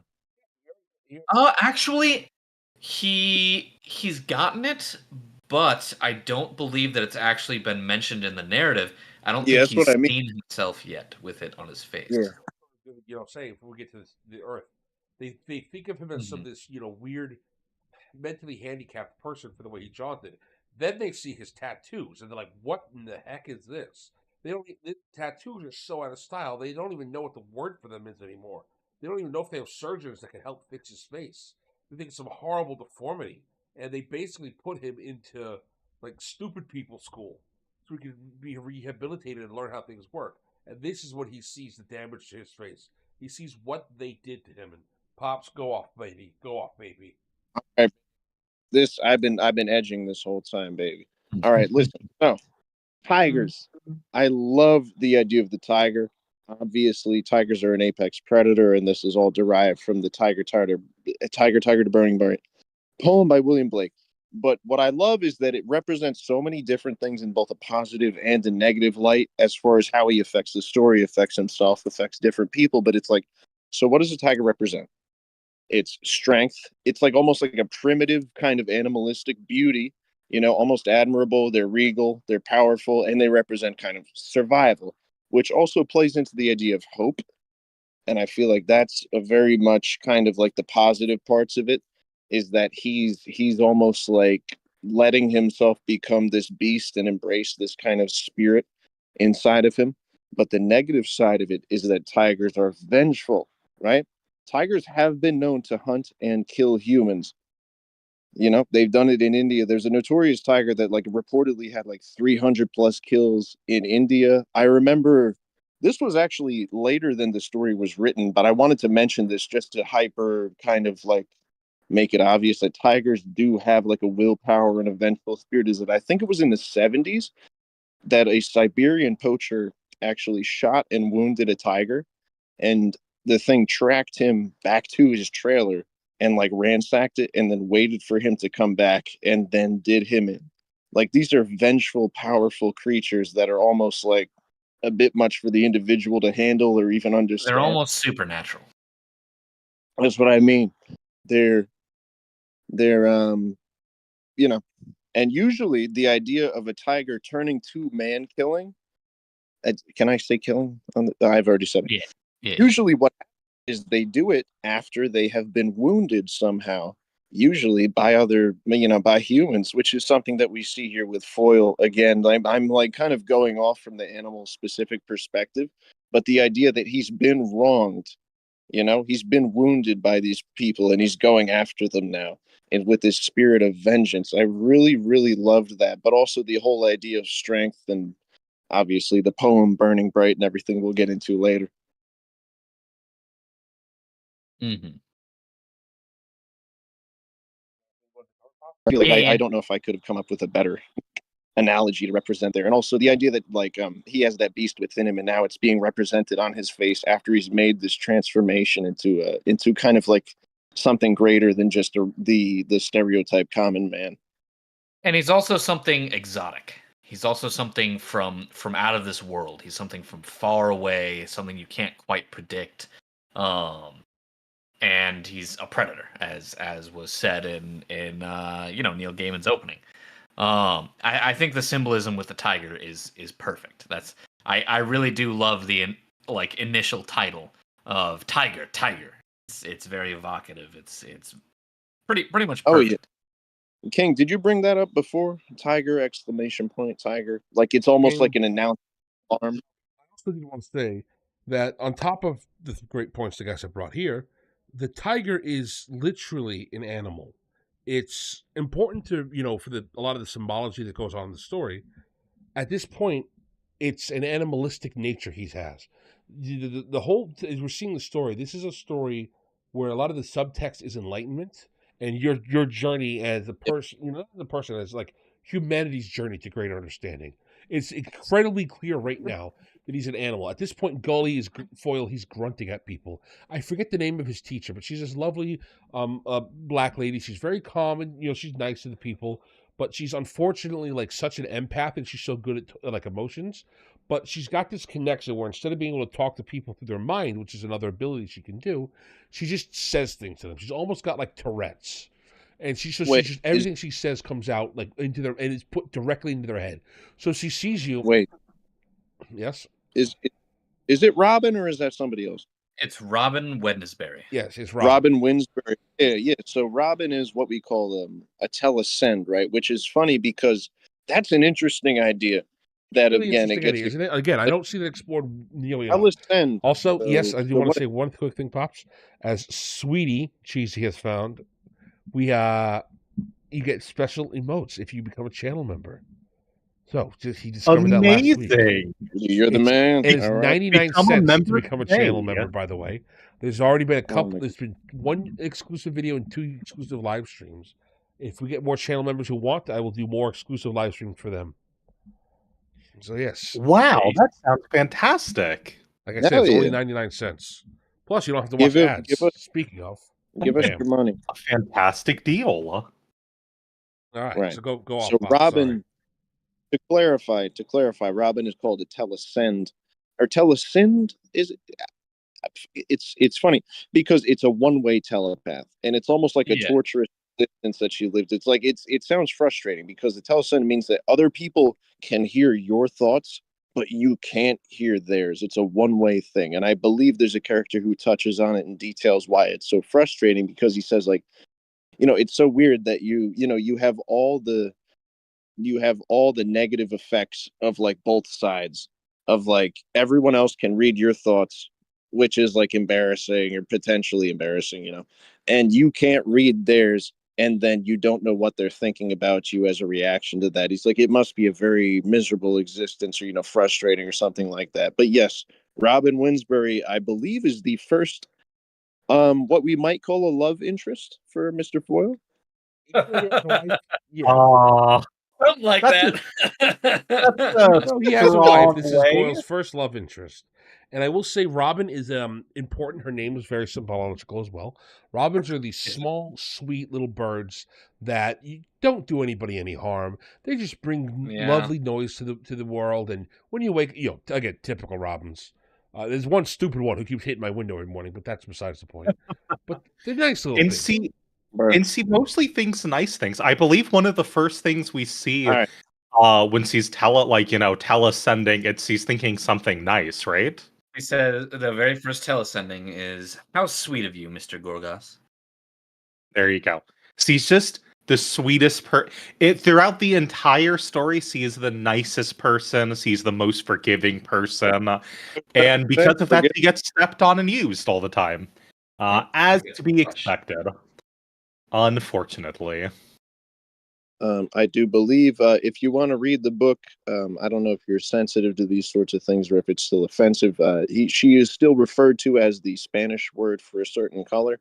I don't know if that's a big deal, but be I think warned. that's a slur. Yeah, I don't know. At So the time, don't say it. it was Let's not try the censors. that's really the only part of the story that's not necessarily timeless is the fact that she gets referred to in that way. Yeah. So nitpick down to the core. Say But it's a nitpick. I would say it's just things have aged. We use the words it's differently now. something. Yeah, it's a nitpick Yeah, as far I as mean, it is removed we're from endlessly the. playing this linguistic game of what's okay to call what people. And I mean, Bester clearly he calls her lovely in the same sentence Oh yeah, that he says this. Yeah. So It's not meant like, to be an insult. he's- It's meant to just say like it'd be no. like saying she's got silky chocolate skin. I don't think that's meant Yeah. to be insulting. It might be in 50 years from now, but like as of right Yeah, in now, it's 25 years, like you might have slurred accentuating. They talk about how just great she is, and I also think her being let's just say black is important because.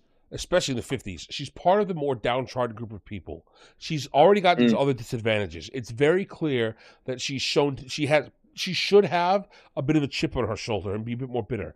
But instead of wallowing in her own misery, like Gully is, she's trying to take her misery and move on and help other people. She's going out of her way to do the right things, which is nice. I think this is Bester looking forward and foreseeing a future in which this isn't a big deal.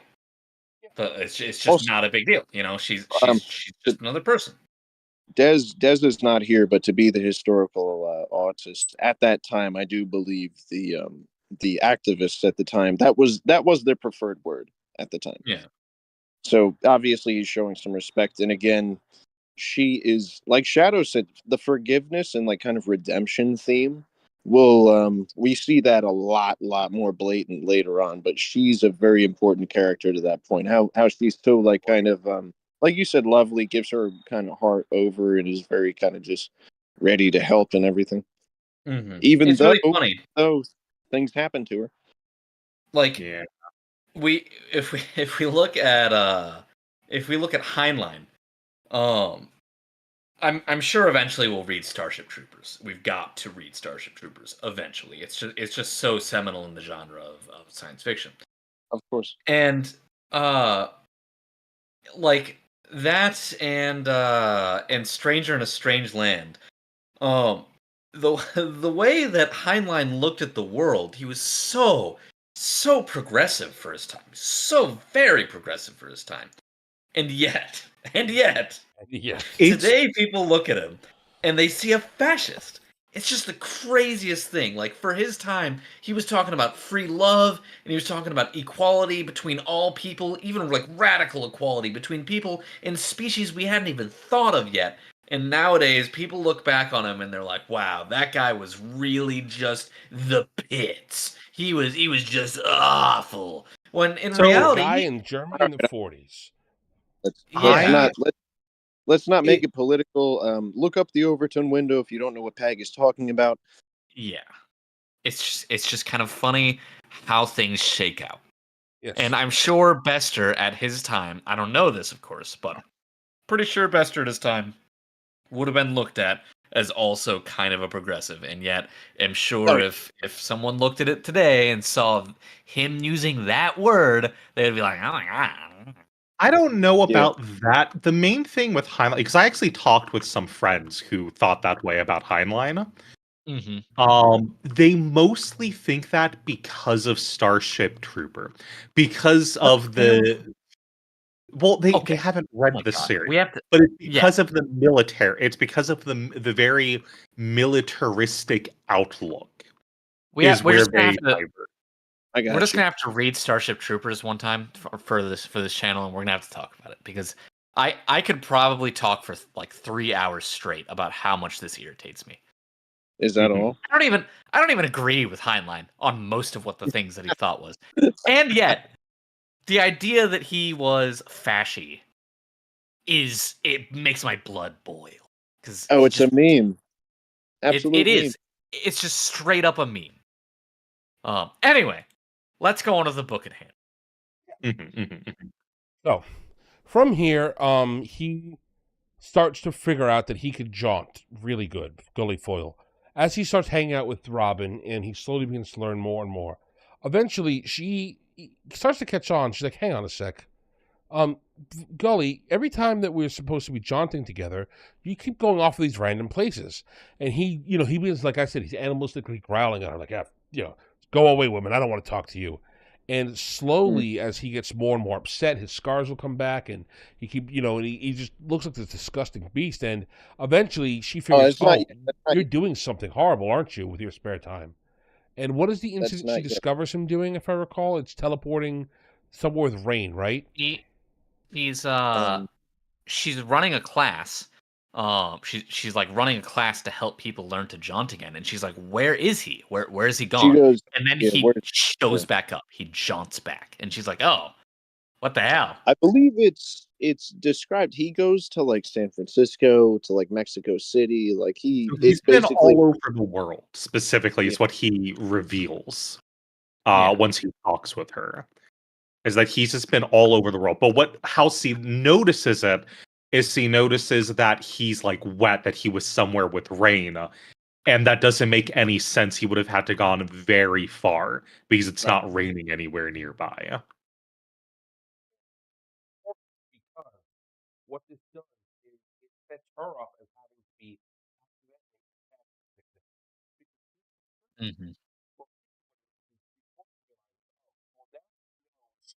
what I'm up to.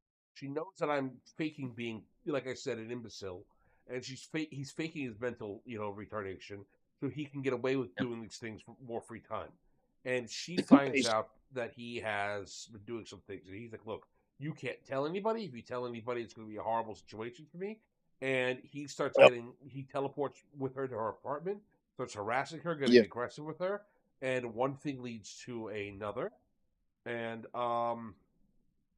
one thing really do be leading to another. It's just like another book we read. Yeah, he takes out his frustrations on the lovely woman who's been helping him. And this is why I said this book is so much like Thomas Covenant. It's flabbergasting to me that the guy didn't just pitch it as Stars by Destination in fantasy. It's wrong. This is better than, Thomas Covenant. Much better. 100%, especially with the way this opens up with. Because I know this was a sticking point with getting Covenant published. You could have just cited a seminal work of sci-fi here and got it. That's how I know this guy, the guy who wrote Covenant, clearly read this book. Yeah. Hang on. When did Thomas Covenant come out? 77. Book. This came out in 56. Covenant came out in 77. Yeah. And the guy said that he reads a lot of science fiction, and this is one of the seminal pieces of science fiction. There's basically no way. Science fiction authors. And he never read the book. And fine. Or so he said.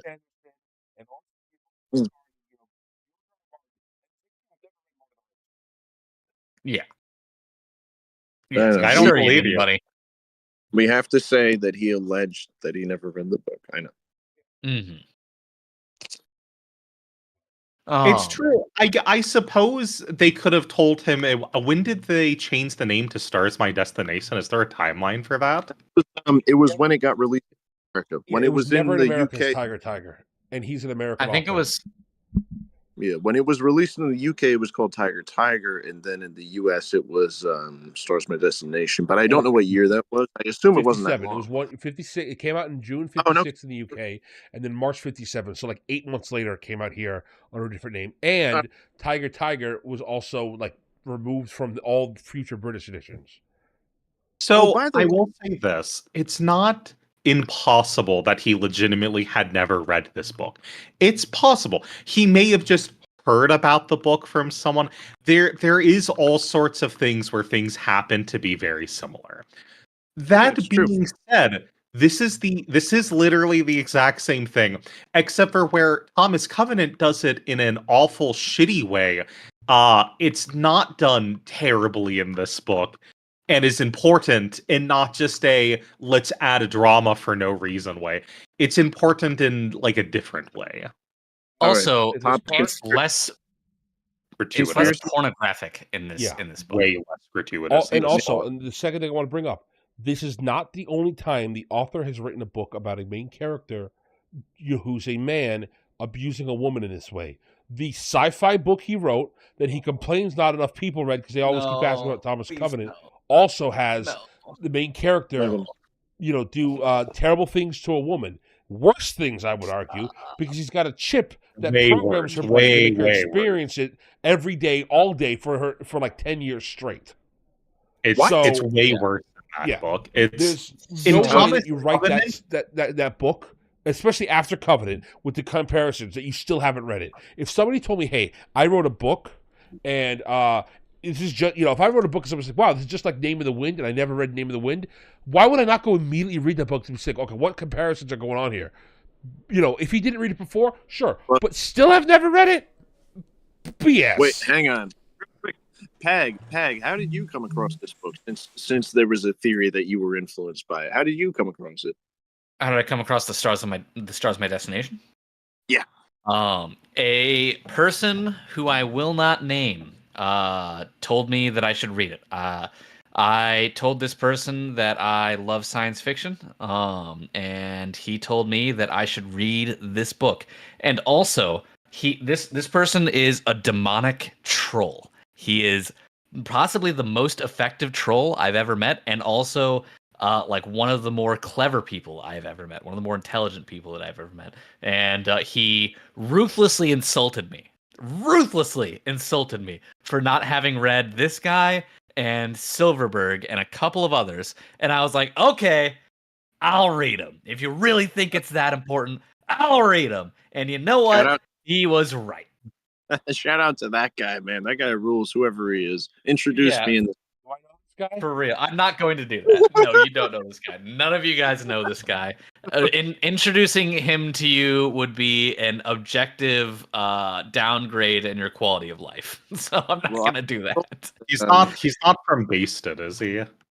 He is, actually. Yeah, you know him. Yeah, I know who you're talking about. That you guys don't want to. No, I'm just insulted that you would say that I'm not the biggest troll. You're not even close compared to this guy. I'm A sorry. lovely Tom. person Yeah, who no, wants I'm to be too- evil because you're a big tough guy.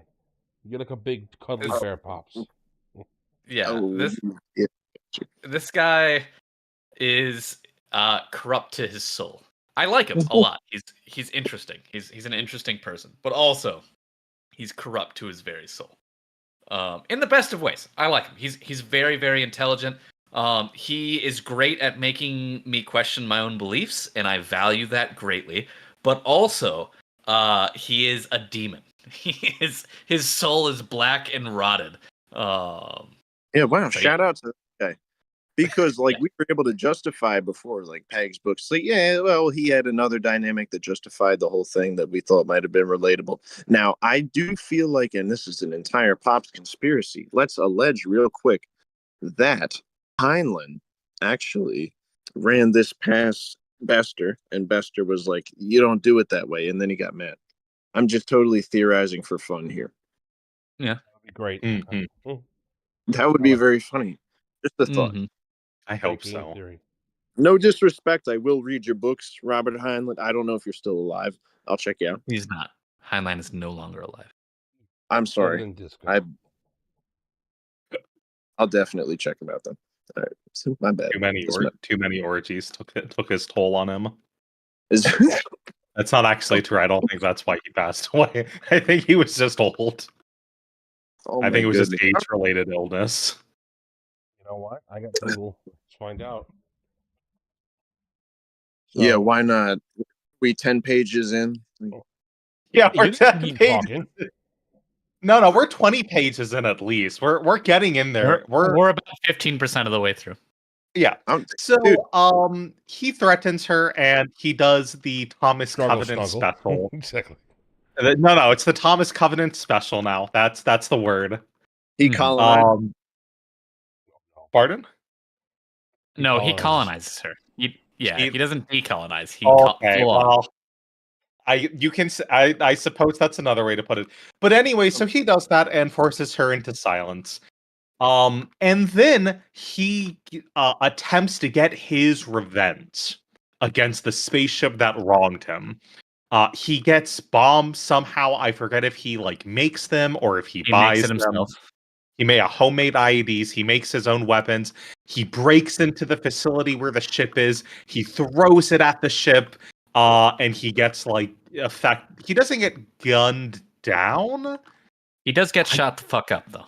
He gets shot and he lives through it, but I don't remember if they just shoot him a couple times before apprehending him for questioning. Shoot him a lot and press things like, wow, anybody with balls that big, I want to talk to him.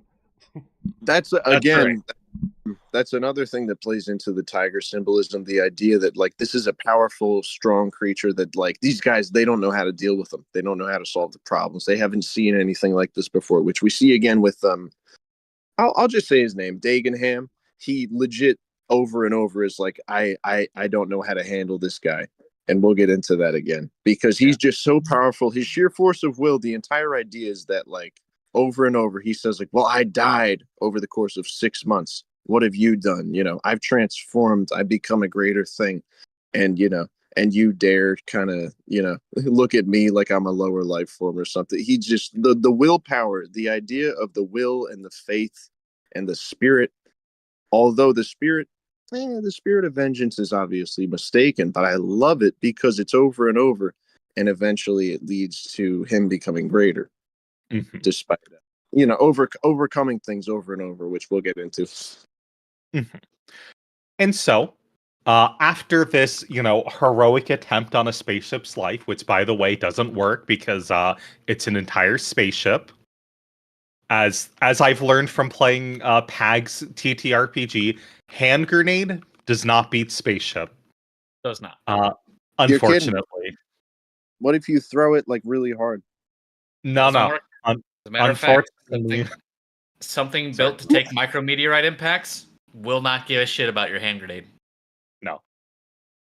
That's not saying you can't blow it up, because obviously, there's space battles and stuff, but you need much bigger ordnance. So he gets captured, and they torment him for a while, and they try and dig into his subconscious, and they try all sorts of different things.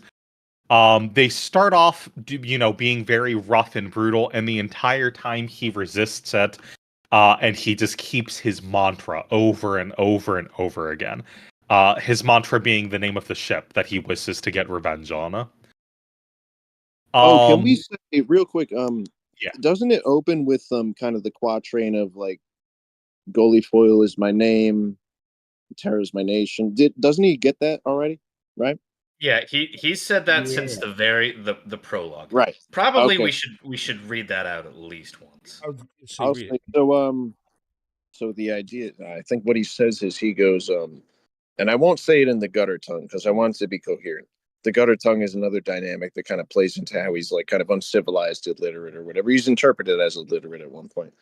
But he says, Goalie Foil is my name, and Terra is my nation. Obviously, Terra, dirt, earth, Latin, blah, blah, blah, blah, blah.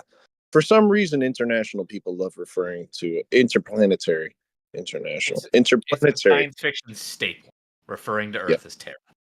Terra means Earth. And I don't know if that stems from this book or if it came from before, but he says, Goalie Foil is my name, and Terra is my nation. What does he say next? Deep space is my dwelling place, and death is my destination. So early on, we get death is my destination. Now, this fascinated me, and this is one of the things I did in my bare minimum research. Like the only two things I looked up was the whole thing about Count of Monte Cristo, and then where this kind of quatrain poem came from. So in between I'll say the 18th to 20th centuries in the UK, and then the parts of the US that were kind of influenced by the UK, it was a popular kind of fun little thing to just do with yourself, to make a little quatrain about yourself, where it was line number one, you say your name, then you say where you're from, and then you give a little bit of a poetic thing, like a little bit of a statement. Used to be, and this again, I don't want to get too absorbed into interpreting the whole book as biblical symbolism, but a lot of the time when people said this, they would end it with heaven's my destination. So if it was me, I would say Pops is my name, America is my nation, blah, blah, blah, blah, blah, and heaven is my destination. So that was a popular little quatrain thing. And also I love it as far as the dynamic, because we skipped over it, but when he gets apprehended, I guess I'll say at the first point, the first thing they ask him is, right, they go, what's your name, where you from, and where you headed, which is something that even in older stories, there's a certain book that I like that takes place back in the day when men were still traveling over and over in kind of uncharted territory. And every time they meet new people, new travelers, the first thing they ask is basically, where are you from and where are you headed? So I really like that as far as establishing this as kind of a traveling adventure story. I thought that was really cool. Mm-hmm. Yep. And it also And he works. does end up traveling a lot in this story. There is a lot of movement through this story, and it is great. Speaking of movement, after it's determined that they can't torment it out of him, they go with the carrot approach. And this is kind of important for much later in the story. Does anyone remember what name he's given when he's in there? What do you mean? When he's where? When they are trying to trick him and make him think that he's crazy. So I think it's important to explain how they trick him. Yeah. So what they do is they say, all right, fine, dude, we'll just let you sit Formal. here. And as he's sitting there, eventually, slowly, things start to show back up, where he's like, oh, you woke up in a bed now with this beautiful woman. It's like, oh, honey, I can't believe you're home. It's Geoffrey 4 Mile, right? It's Gulliver Thomas 4 Mile, yeah. 4 Mile. Thomas 4 Mile. Yeah, 4 Miles is like Joffrey. Joffrey 4 Mile. Joffrey Joffrey 4 Mile. So he's like, oh yeah, Joffrey 4 Mile. That's who you are. You're my lovely husband. And he's like, no, I'm not. I'm Gully Foyle. He starts reciting this thing again, and he's like, you're lying to me. He's like, oh no, you just had a psychic break where you think you're Gully Foyle. It's okay, baby. So now tell me all about that. That dream you had again in very exacting details. Please, to the psychologist. It's something funny. Because during one this of the scene, go ahead. They send him through hell, right? They send him through hell inside his mind. They have a machine that creates hallucinations inside of his mind, and they send him through hell. But the problem is that the hell they send him through is one he's already been through. He's 170 days dying and not yet dead, and that is hell for Gully Foyle, being back aboard the Nomad.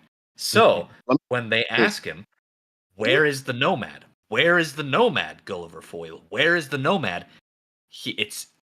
There's no reason for him to say. He's already been through hell. There's nothing they can do to him. He's been there. Which I think is a fascinating thing for his character. It's another part of the aspect of how they've I think Dagenham, which we'll mention him later to establish just who he is as the kind of questioning guy. Dagenham is I've never seen anyone like this before. I don't understand him and everything. He's because this state of torment is so established in his mind that it almost what am I trying to say here? It's too much for them to even interpret. It's we can't do anything to him because he's been there and he's been back and he's transformed. But what I like about it is that later on, to spoil, because why not? He does go by the name 4 Mile later on, right? And the whole idea is that when he is in these simulations, they're simulations, right? In his mind. Simulations, hallucinations. They didn't quite have I don't think in the 56, they didn't have the computer technology to quite understand what a simulation was. So they had a hallucination. This is the exact same thing that we run across in Neuromancer, by The the inducing of the hallucination is something parallel to just be like, oh, we're attempting to torture you by tormenting you with this setting. The fact that his wife in that setting is like, yeah, you keep saying that you're the common man.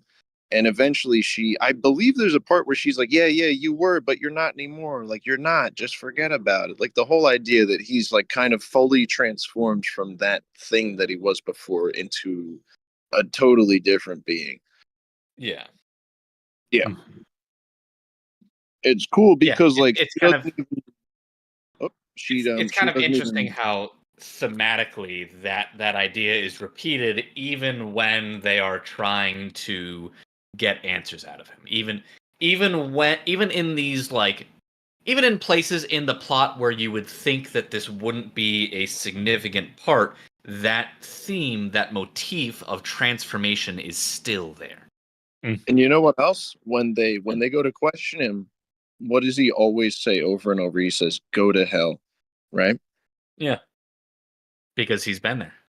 Yeah. Because he knows, he's like, yeah, like, you want to know who I am? Go back to where I've been. Like, I love that's totally just a thought I've had, but I don't know if that ended. But it's like, yeah, it's like, if you want to know where I come from, it's like, boom, go to hell. Yeah, I think that's completely intentional. you can figure it out, but you have to be where I've been. You have to walk in my footsteps in order to understand what I am. I think that that was 100% intentional on Bester's part.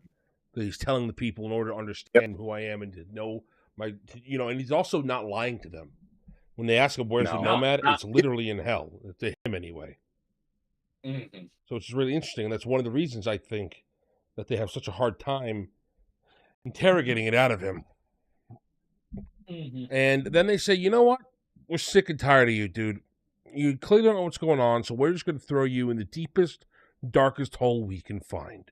You don't want to tell us? We'll check on you in 6 months, and then we'll check on you in a year. We got nothing but time. So they once you've been in solitary for 6 months, I bet you'll talk. Yep. Little do they know, he's already done that. But it's not even the worst solitary, because at least he gets to see somebody feeding him. So they he's not in, what's the place? Gifford. Oh crap. Goffrey. I think it's either Goffrey Fort or something like that. Yeah. It's a French thing. No. This is what I like. It's called Goffrey Martel, right? Yes. Now, this is one of the parts where I was like, all right, this has to be Count of Monte Cristo, because the beginning plot of Monte Cristo is that we have a kind of like I think he's a first mate, this guy named Dante. I don't really read French, but it's spelled D-A with an accent mark, A-N-T-A.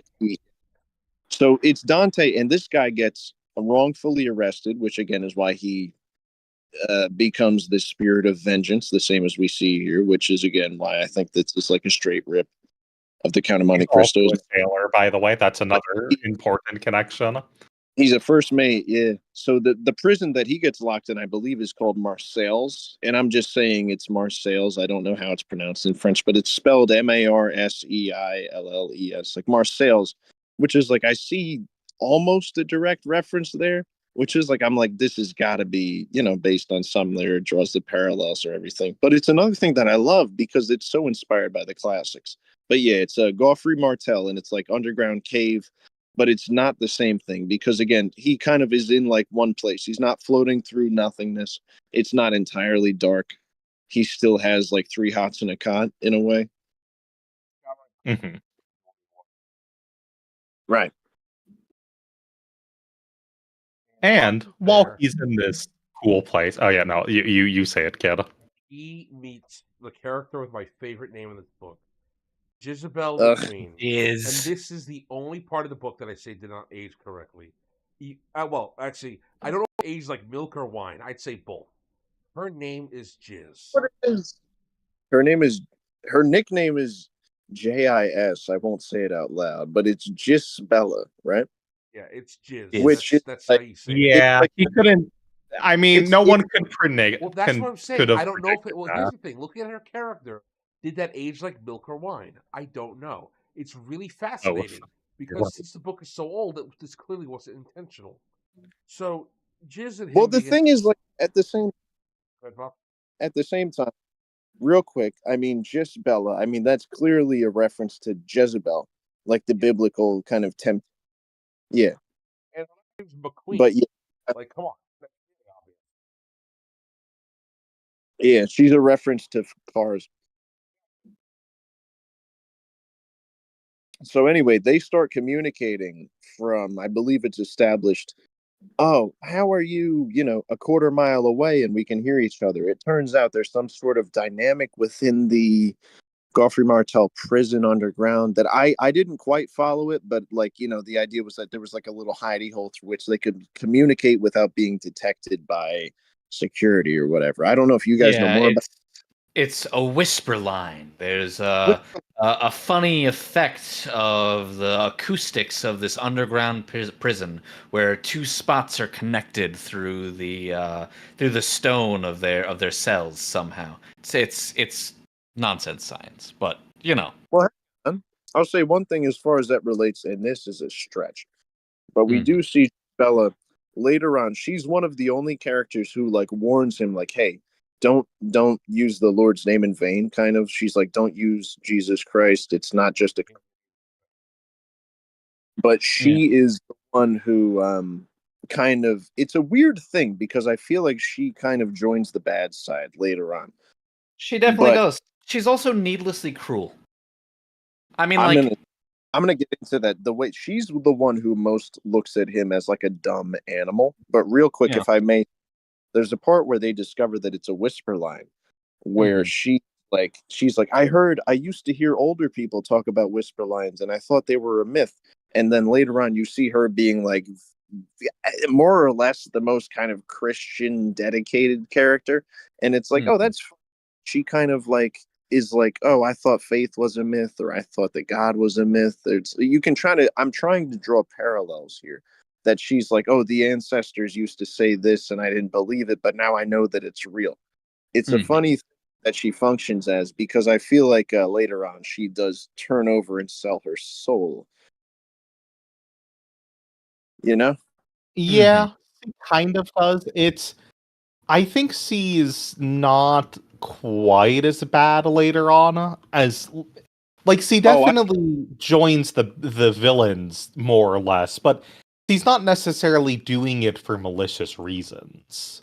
that's Yeah. one thing. I remember I told you guys the other day. I said I hate this girl. It was like as soon as I met her as a character, I DM'd you guys or I put it in one of our chats and I said I hate this girl.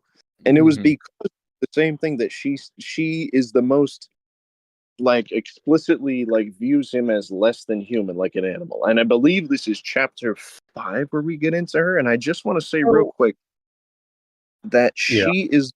she calls him an animal. At one point, she refers to at one point his suffering as animal cruelty. She calls him primitive. She calls him a ghoul too, which is like she looks at him as like this otherworldly kind of like you don't belong here and everything.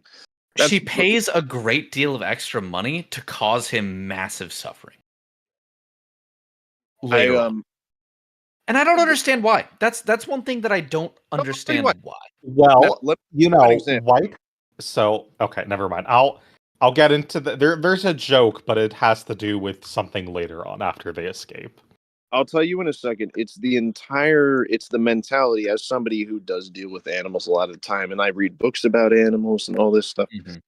It's this weird idea of like when you look at something as like having, like, let's say, if have you ever read like what's it called, like the secret? No, it's not the Secret Life of Dogs, but it's like a dog's life. You remember that one that got made into a movie? So there's a Can't say scene yes, I in there. do. If you read the book, I'll recommend that book for our next book club, even though I won't be here. A Mhm. dog's life, great. But there's a scene in there where the dog is born on a farm to like kind of a breeder who doesn't care about him, and there's a veterinarian who comes over and he clips the dew claws off the puppies. And the veterinarian tells the farmer, he goes, you know, if you want, I can give you some anesthesia, you know, I like it everything, like I can make sure that it's not painful for the puppies, and it's told from the dog's perspective, and the farmer is like, no, like I'm not paying extra money for a dog, like it's a dumb animal or something like that. And then this dog gets his dew claw snipped, and he's like, I've never felt so much pain. This is so bad. And that's the idea that I'm kind of getting from her, is that she looks at him, and I believe the quote is literally "let him suffer." From her, So the thing is, she doesn't look at you're him as like, almost right. You're almost right. She pays him extra to make it worse. oh, Like, really? Yeah, she Yeah. pays him an extra $1,000 to make it worse. Because I remember the quote.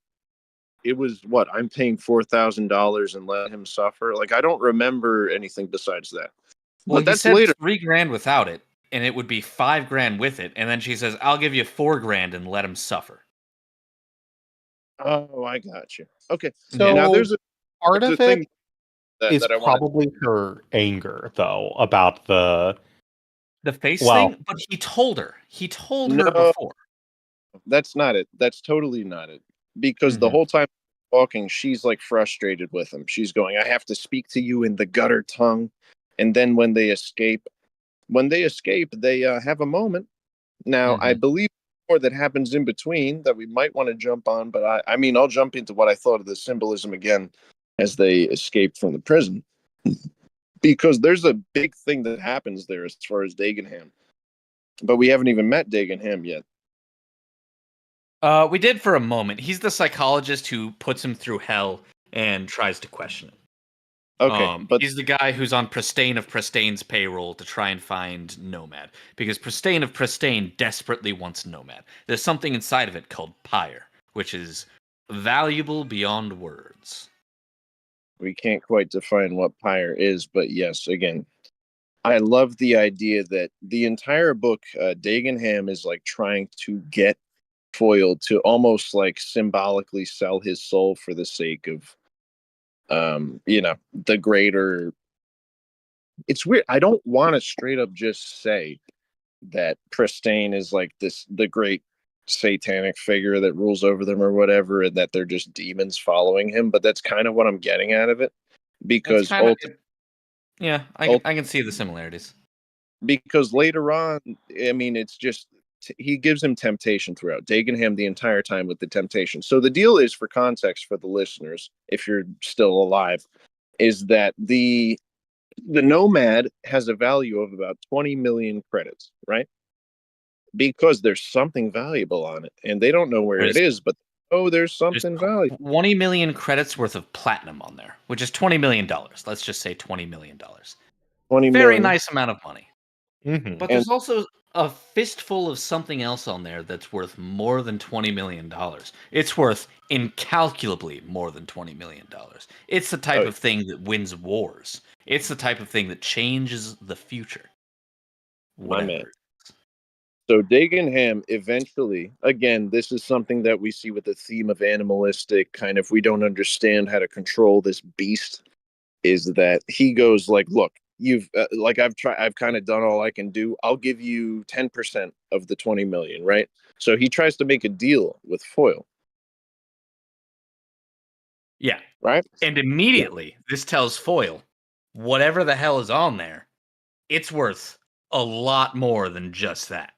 Like there's 20 million bucks on there. I'm not getting 10%. I'm getting 100% because I'm the only person who knows where it is. Right. So Foyle understands the level of leverage that he has, but he still is like kind of a hard ass tough guy. He's like, you can't do anything.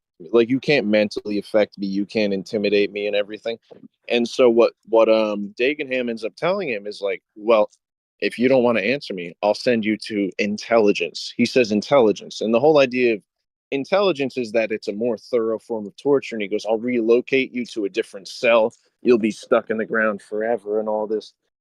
And so they already had plans between Foyle and our girl Jiz to kind of navigate and escape and everything. And he goes, well, to himself, of course, the quick analysis of what he's saying is like, well, if I get moved to a different cell, I'll be stuck here forever. I'll never get to meet this girl who, again, explicitly, I believe it's mentioned, he's like starting to really like her. And they talk to each other and they go, when I meet you, you'll be so beautiful. I'll fall in love with you. And I believe they say something about being wife and husband, or we'll get married, or I'll love you, or something. They specifically say that they're falling in love with each other.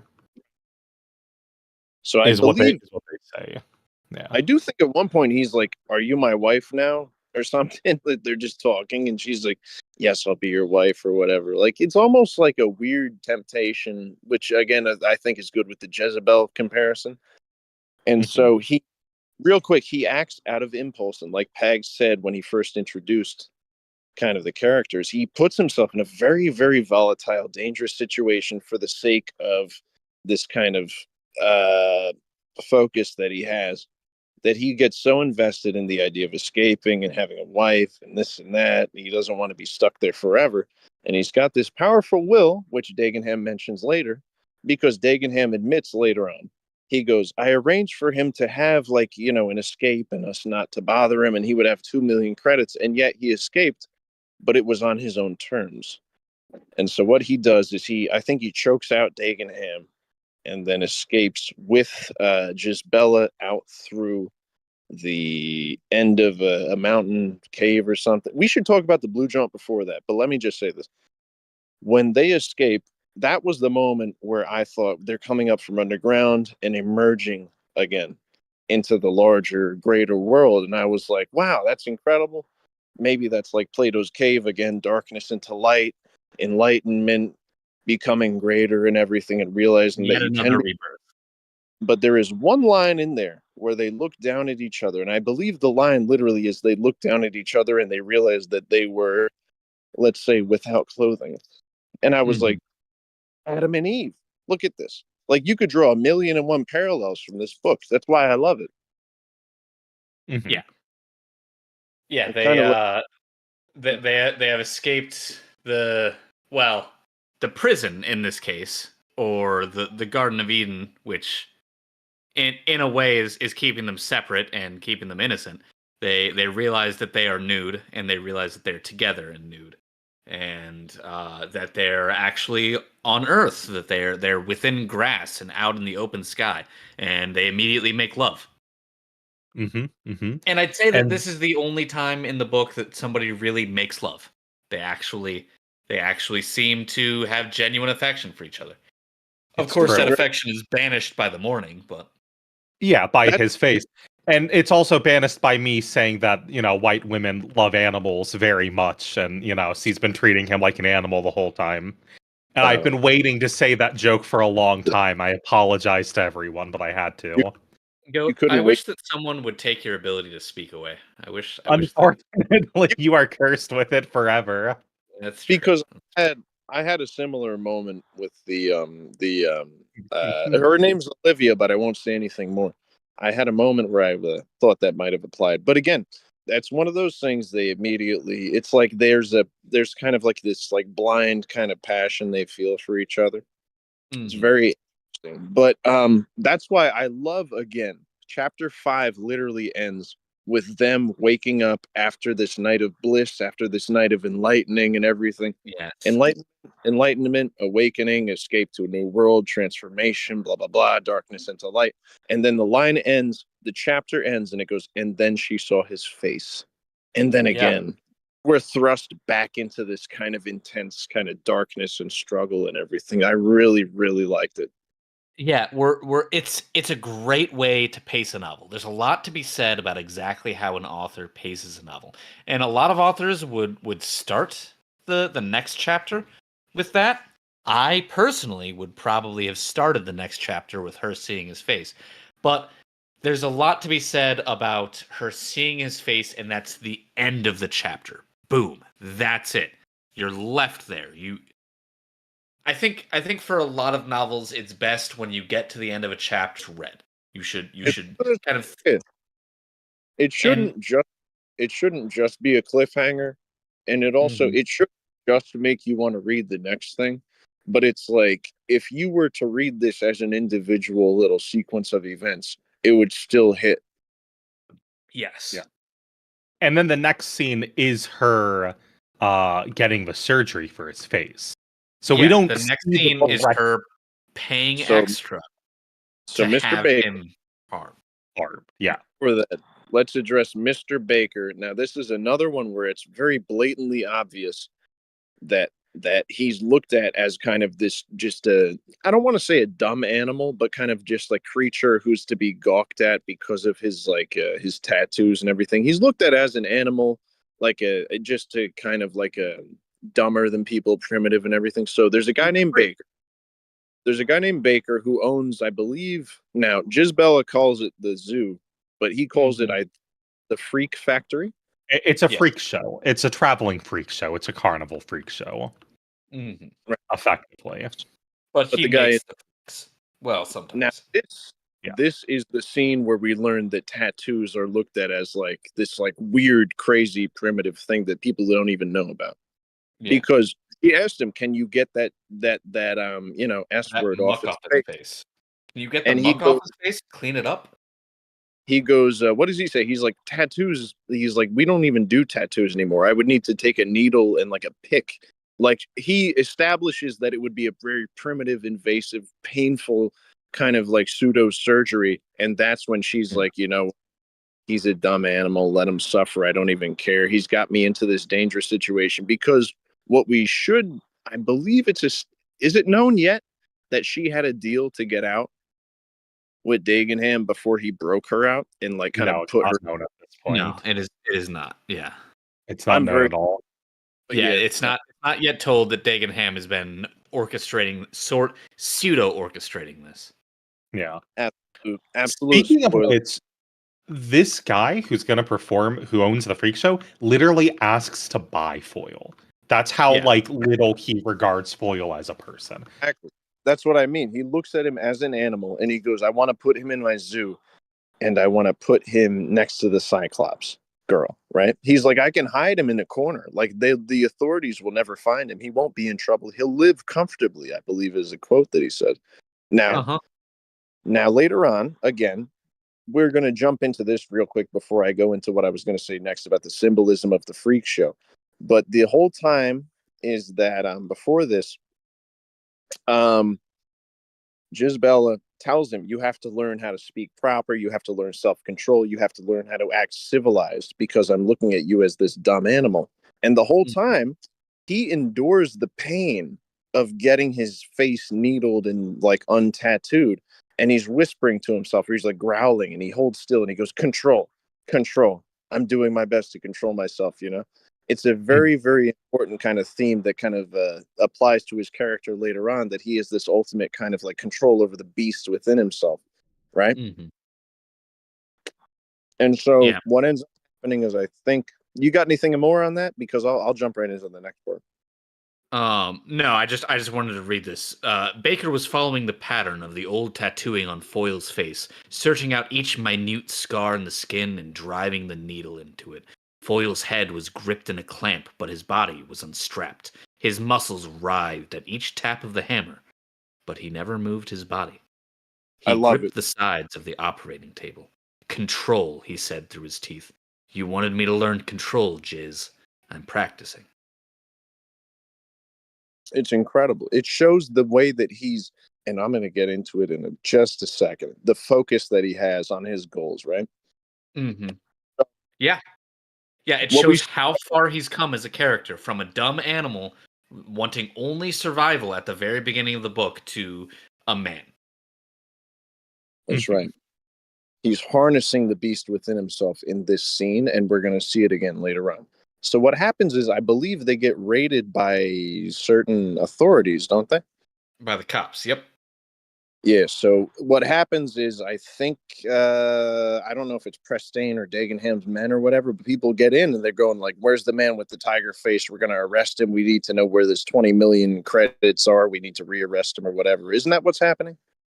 No, they get in, they kill the doctor, they kill the guy who Jiz has been basically paying to keep Gullyfoyle ahead of the cops, and her and Gullyfoyle, they escape by the skin of their teeth, based on basically Gullyfoyle's abilities to do violence and his sheer will of, "I will escape or I will die," and that's the only two options. And so they escape. Yeah, so this is chapter 6. This is right where I started actually really seriously taking notes. But what happens is that, again, we display his sheer force of will. And at this point, the tattoo of the tiger pattern has been removed from his face, more or less. And he has a bandage on his face. We'll keep that in mind for later on. So what ends up happening is the guy Baker with his zoo, his freak factory, has this entire menagerie. And I believe there's a great line where it says, like, he looked at their distortions with great interest, or, the way a man might look at a painting or a work of art. Like, the whole thing about him is he looks at these creatures, these people almost sometimes, as like complete just objects, possessions, and everything, which applies to the same way he would look at Foyle as an animal. Well, the point is that they are all people. They just have either genetic deformities or they've been like physically deformed by something. Drinking in the spectacle of their distortions the way other men saturated themselves with the beauty of art. Spectacle of their I love that line. I'm not going to lie. But For listen, real. other thing, there's two mentions of, like, I guess pseudo mythical, as far as like the way that we understand mythical creatures. So there's a mention of a mermaid as they're escaping. So as they're escaping, they break open the cages, and the kind of like monsters, quote unquote monsters, escape from their cages, and they're doing whatever, they're running around and wreaking havoc. And the two things that get mentioned is there's a mermaid who is pulling herself along the floor like a seal. Now, the visual we get, absolute fish out of water.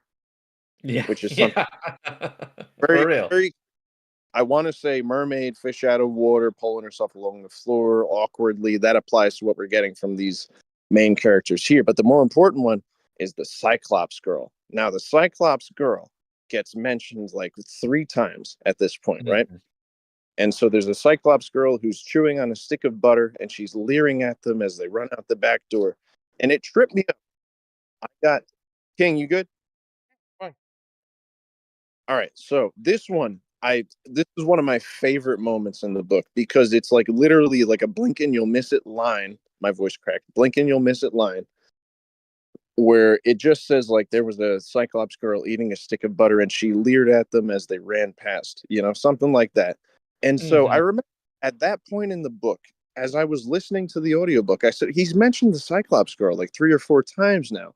There's got to be some sort of significance here. And so, again, this is like the third thing I looked up in my research. Beyond this, it's pretty much just my own interpretations and obsessing over biblical references and old Greek poetry references. But this is one of my favorite references here, the Cyclops, because I said, well, there's got to be some sort of significance behind having a Cyclops creature here. And so I looked up, what does a Cyclops represent? And so a Cyclops has a single eye, right? The single eye right above her nose, staring at them, leering at them. And I looked it up, and it said that a Cyclops has a single eye representing the single-minded focus that, in time will eventually cause destruction.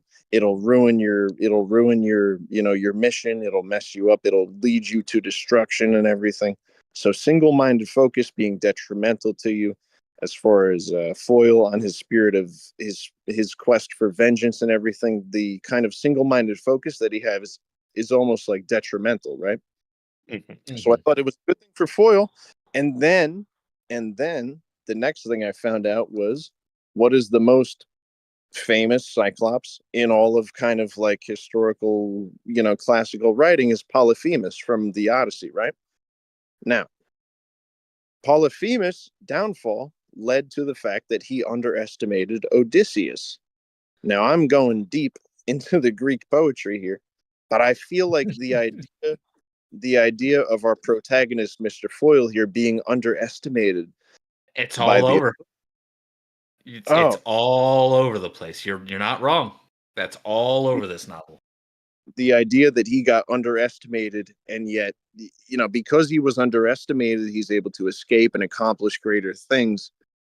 I mean, from the very start, Vorga leaves him aboard Nomad because she thinks, spoilers, she thinks that, well, he's just going to die on there. That's it. He's just going to die on there.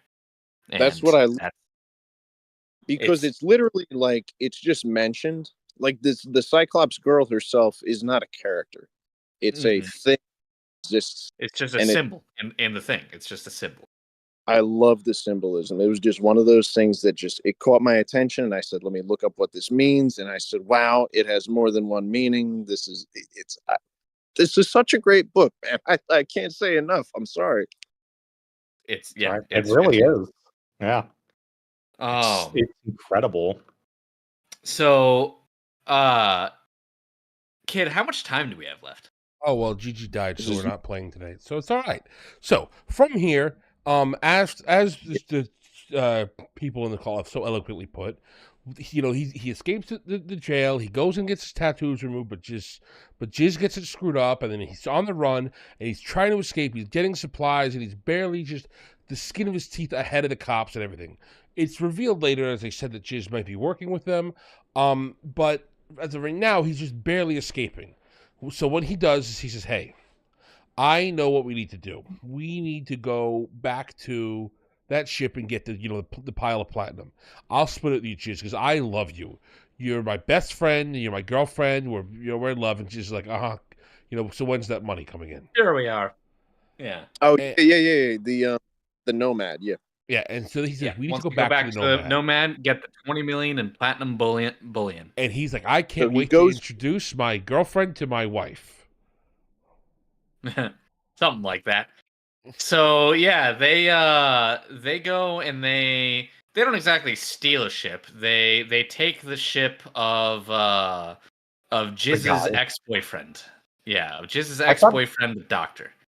Yeah, the doctor guy, the one who died recently. Wait, was it Yeah. That wasn't Sheffield, was it? No, his name was. It might have been. No, it No, wasn't Sheffield was a lawyer. My bad. It was Sam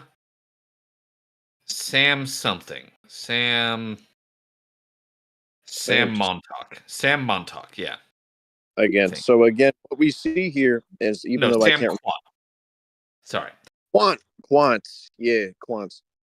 So even though we excuse me.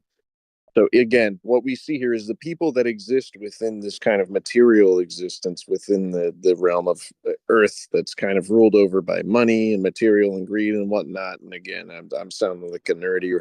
The entire time they're going like, well, why should I listen to you? Why should I give you any of my stuff? Who's to say that you won't just take my ship and run away with the money and everything? Like again, we run into difficulties here and frustrations. And again, it leads to how the way that it kind of makes Foyle look like an impulsive, not so smart animal, because Gisbella looks at him and she goes, "Why did you have to do this? Why did you have to break us out? I could have made a deal. Now you've put us both in danger and everything." And she's the only one who disregards him as kind of like not having like a intelligent level of agency throughout the book. And I feel like this is another moment where she gets mad at him for that. Mm-hmm. And it helps him develop. But again, that's all we're really getting from her as far as how she looks at him right now. And I think she kind of wants him as a tool, and she's upset with him anytime he displays the fact that he is a tool that wields himself. agency is my thing. Yeah, like she calls him a boy, calls him a ghoul, an animal. I think that I didn't think about that while reading the book, but it's kind of funny because her whole thing is she's not like some poor down on her luck criminal. She started doing crime because of how women are treated in this new society. They don't have a lot of autonomy. And she wanted more autonomy, but she's perfectly happy to take autonomy away from other people. Yeah. Interesting. She's kind of a hypocrite, and she is kind of extremely self-centered. You know? Real quick, super self-centered throughout the story. I guess in a way she's kind of a mirror of Foyle in a way. You know what because Foyle is extremely self-centered on his goal that he wants. He wants this thing. He wants Vorga. He wants it more than anything. And I mean, she is self-centered on her goal as well, but her goal is merely have fun, entertain herself, fill the time. You know? I wouldn't take it that far as like the entertainment thing. But I Mhm. do think what she represents is something that, like, Foyle, if he harnessed his will and like put it in a different direction, she is what like he could have become. The way that she still exists within the system that's already established, as far as like later on, I think we find out that she's like obviously she made a deal with certain malevolent entities, and so Mhm. she's still operating within that system, and yet Foyle is the one who has such a greater will that he transcends the system and becomes something else. I really Yeah. like that, like, she almost was like a parallel of what he could have become if he just submitted rather than embraced the spirit of what he later would become. And I'm trying to say this building on without. that, her sole goal was to rebel against the system, whereas his goal was to. I mean, he had his own personal goal. It was vengeance, but he had his own personal goal, and yet he transcended the system, and she was not able to. No. I mean, I in the feel end, this is spoilers for much later, but she just ends up as another cog in the system. Mm-hmm. She ends up That's what more or less doing what the system expects of her. Yeah. it's now this I'm only saying this to be autistic, but it's something. It reminded me of, you guys watched the movie Django Unchained, right?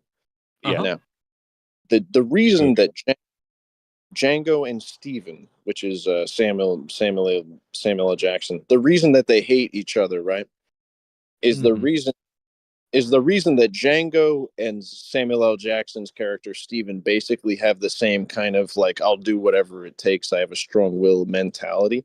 But the difference is that Samuel L. Jackson's character Steven, as the head, you know, uh, I The guess house slave. he operates. He's operating within the system of the South at the time, and he sees Django, who like has the same kind of, like, I guess, a parallel to his power of will, but he aims it in a different direction where he transcends the system and becomes something greater than that.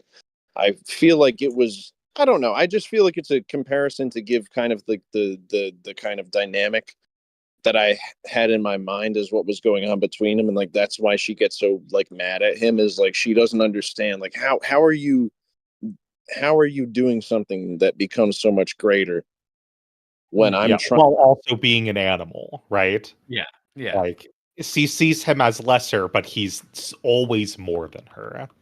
Mm-hmm. Yeah, I'm just I love the little extra dynamics there, because that's what I mean. She ends up kind of more or less symbolically selling her soul so that she can kind of live more or less comfortably in that Yeah. system, even though that's what I mean, like the wills that they have are directed in opposite kind of directions, where he directs his will to a point where he's not scared of losing things.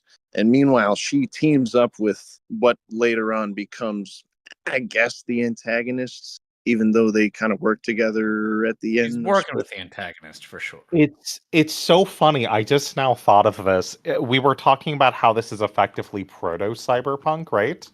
Mm-hmm. This is literally the struggle of cyberpunk. It's the two characters with extreme will. One sells their soul to the company to live a life of luxury. One continues on their own path and suffers to become something more, something outside of the system. It's literally the main like thing in all of cyberpunk. Is it? I don't know too much about cyberpunk. I love it though. I do love the dynamic, and it's another thing that I think is like a timeless kind of symbolic thing. Mhm. My voice cracked again. I'm sorry. It's Well, okay. you need to drink more. Yeah. Yeah, Yeah. it's Cyberpunk is largely about individualism versus existing within the system. That's pretty much the entire crux of Cyberpunk is individualism versus existing within the system. wow. You just put like the entire last 5 minutes of my ranting into 5 words. So yeah, good job. Hey, it's Uh, what I get paid very little money for as an author. You It's really it's wrap. something we couldn't do without all those other words, though. We had to think about it. True. I That's wouldn't have very thought true. about that, and Pag wouldn't have put it so eloquently if you hadn't brought it up. You just put it in a nice little pink bow, though. That's all Mhm. right. Yeah, So anyway, they escape from Baker's Zoo while they are getting chased, and where do they go next? So after Baker's Zoo, they go and they take his starship. They take Gisbella's ex-boyfriend, Sam Quat's, his 14-day starship. Basically, it's the stellar equivalent of a small sailboat. It has enough for about 2 weeks out in the water, and you can go home. Excuse me, that's the beer talking. And they take it and they head out to go get the Nomad. So they head out. They go back to Sargasso, which is the asteroid where the scientific people live. The scientific people coming back up again. So they go back there. He introduces his new girlfriend to his old wife. And they go and they basically, there's a little action scene where they're trying to get the safe off of the Nomad. Eventually they cut the safe off of the Nomad, but while they're doing this, the goons show back up. The guys who originally put Gully Foyle in prison show back up, and they want to get the platinum bullion, but more importantly, they want to get the pyre. And Which Scully doesn't know about at this point, but we know about it as the audience. We know a little bit about it. We know that it's a vastly valuable substance. At this point, it's just a MacGuffin to us. We don't know why they want it. We just know that they want it. Yeah, I mean, it may as well just be a very precious metal at this point. But yeah, what's important to understand is there's a thing called pyre, and it's very valuable. Yeah, there you go. It's worth 1,000 times more than the $20 million worth of platinum. But that's relevant to the plot in the way that, like, now everyone realizes, like, okay, whatever this thing pyre is, that's a big deal. Also, something worthy of note is that this is $20 million that Alfred Bester did not think about inflation for. So let's just go ahead and $20 million adjusted. No. Because he doesn't call it dollars; it's credits. So So it's timeless because it transcends the test of time. Because we would never call $1 a credit today. Sure. I hope. Maybe. Whatever. Either way, in the novel, it spends like dollars.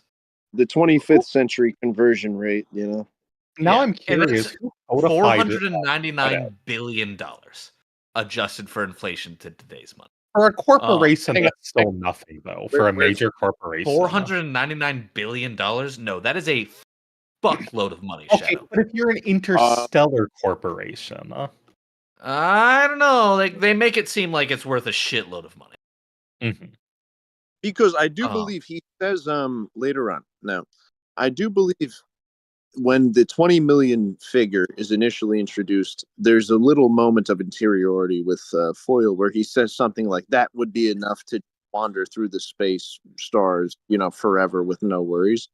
And the 2 million is like something like that. Like, I think when Dagenham first tells him, I'll give you 2 million. That's enough to, you know, go away for 10 years and not worry about anything. Like, isn't it something like that?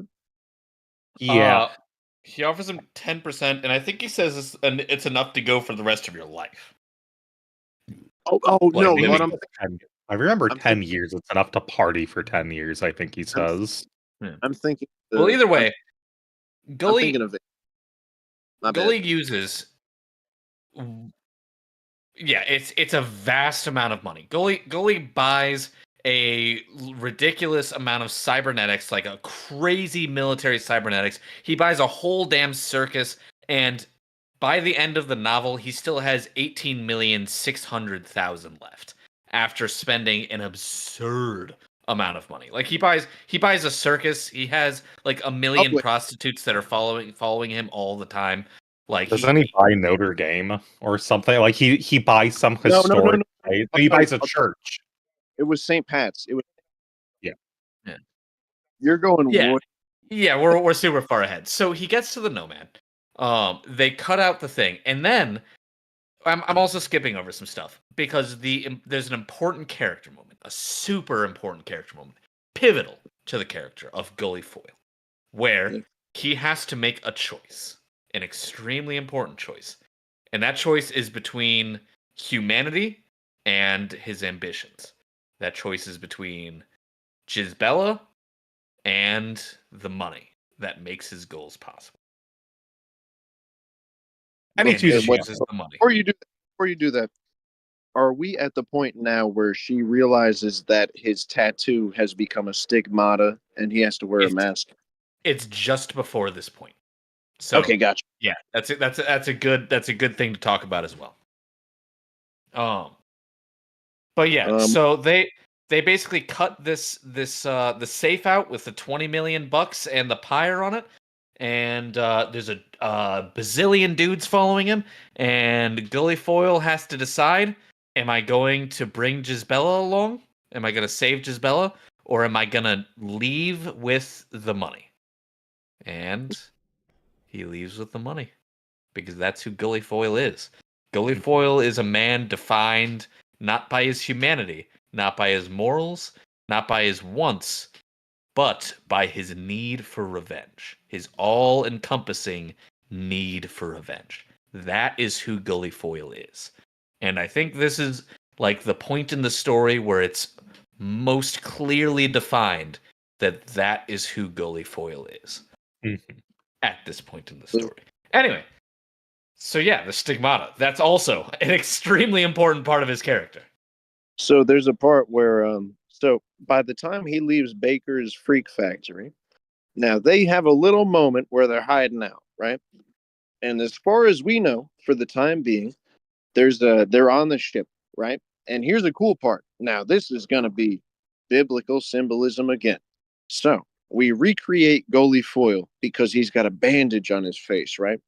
And so it's 7 days, and it is explicitly mentioned that for 7 days he wears a bandage over his face. And even though he says, well, it stopped hurting after 5, they only take the bandage off at the 7-day mark, which is like, okay, something new has been created the same way that, the Most High created the world in 7 days. You can critique me. No, this is like autistically biblical or whatever. No, But I think you're on the mark right here. But it's like a new thing. This new thing has been created. And so they take the bandage off after 7 days. And it's a nice little artful scene. I don't really remember too much about it. But what happens is he looks at himself in the mirror and he goes, okay, my face is blank. My face is new. I don't even recognize myself. I'm something completely foreign to my own memory at this point because he's been either in the darkness for 6 months, and then every time he looks at himself, he's got a big tiger tattoo and everything. He's like, did you do something different to my face? I don't recognize myself, to the point where he literally goes, you missed a spot on my chin. And she goes, no, that's your beard. That's your facial hair. Like, that's how kind of foreign this new thing is to him. So I really like that. And what ends up, what am I trying to say here? So he's got this new whole face, and then there's a moment, and I don't exactly remember, but I do think it's a moment where Gisbella calls him a brute, she calls him a ghoul, and he gets red in the face. And I forget why it is, but he gets all red in the face, and he loses his temper. I forget why it is that he gets mad. That's my only issue. Well, she's insulting him. That's exactly what it is. You're exactly correct. They get into an argument. She's insulting him. He loses his temper, and he goes red in the face because he's angry. Okay, so when we get red in the face, I don't know if any of you guys have any surgical scars. I've gotten a couple of bones on my fingers sewed back up. I had ACL surgery when I was 20. So when I start to get sweaty and whatnot, and I got scars, they show bright white against the red, sweaty skin, right? So that's what we're seeing here. So a stigmata basically is just a remnant of something else that happened. A stigmata is basically a scar. So when you get red in the face, this big white scar shows up on Gullyfoyle's face, and he looks like the tiger. So when he gets excitable in any way, when he gets embarrassed and he blushes, when he gets mad and blood flushes to his face, whatever, we see these big bulging kind of like whitened lines of a tiger pattern and everything come over his cheeks and all this. And so what happens is Gisbella looks at him as he gets mad, And it's one of those moments where it's like, I really, really am mad at this girl Yes, because he mocks him for it. She's like horribly mean about it. It's very vicious. Gisbella what is mean. she insults him to the point where these things happen over and over. And then literally what it says, explicit from the book, it says she started laughing hysterically.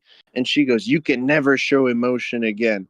You can never, you can never get mad and show it. You can never be sad and show it. You can never be embarrassed.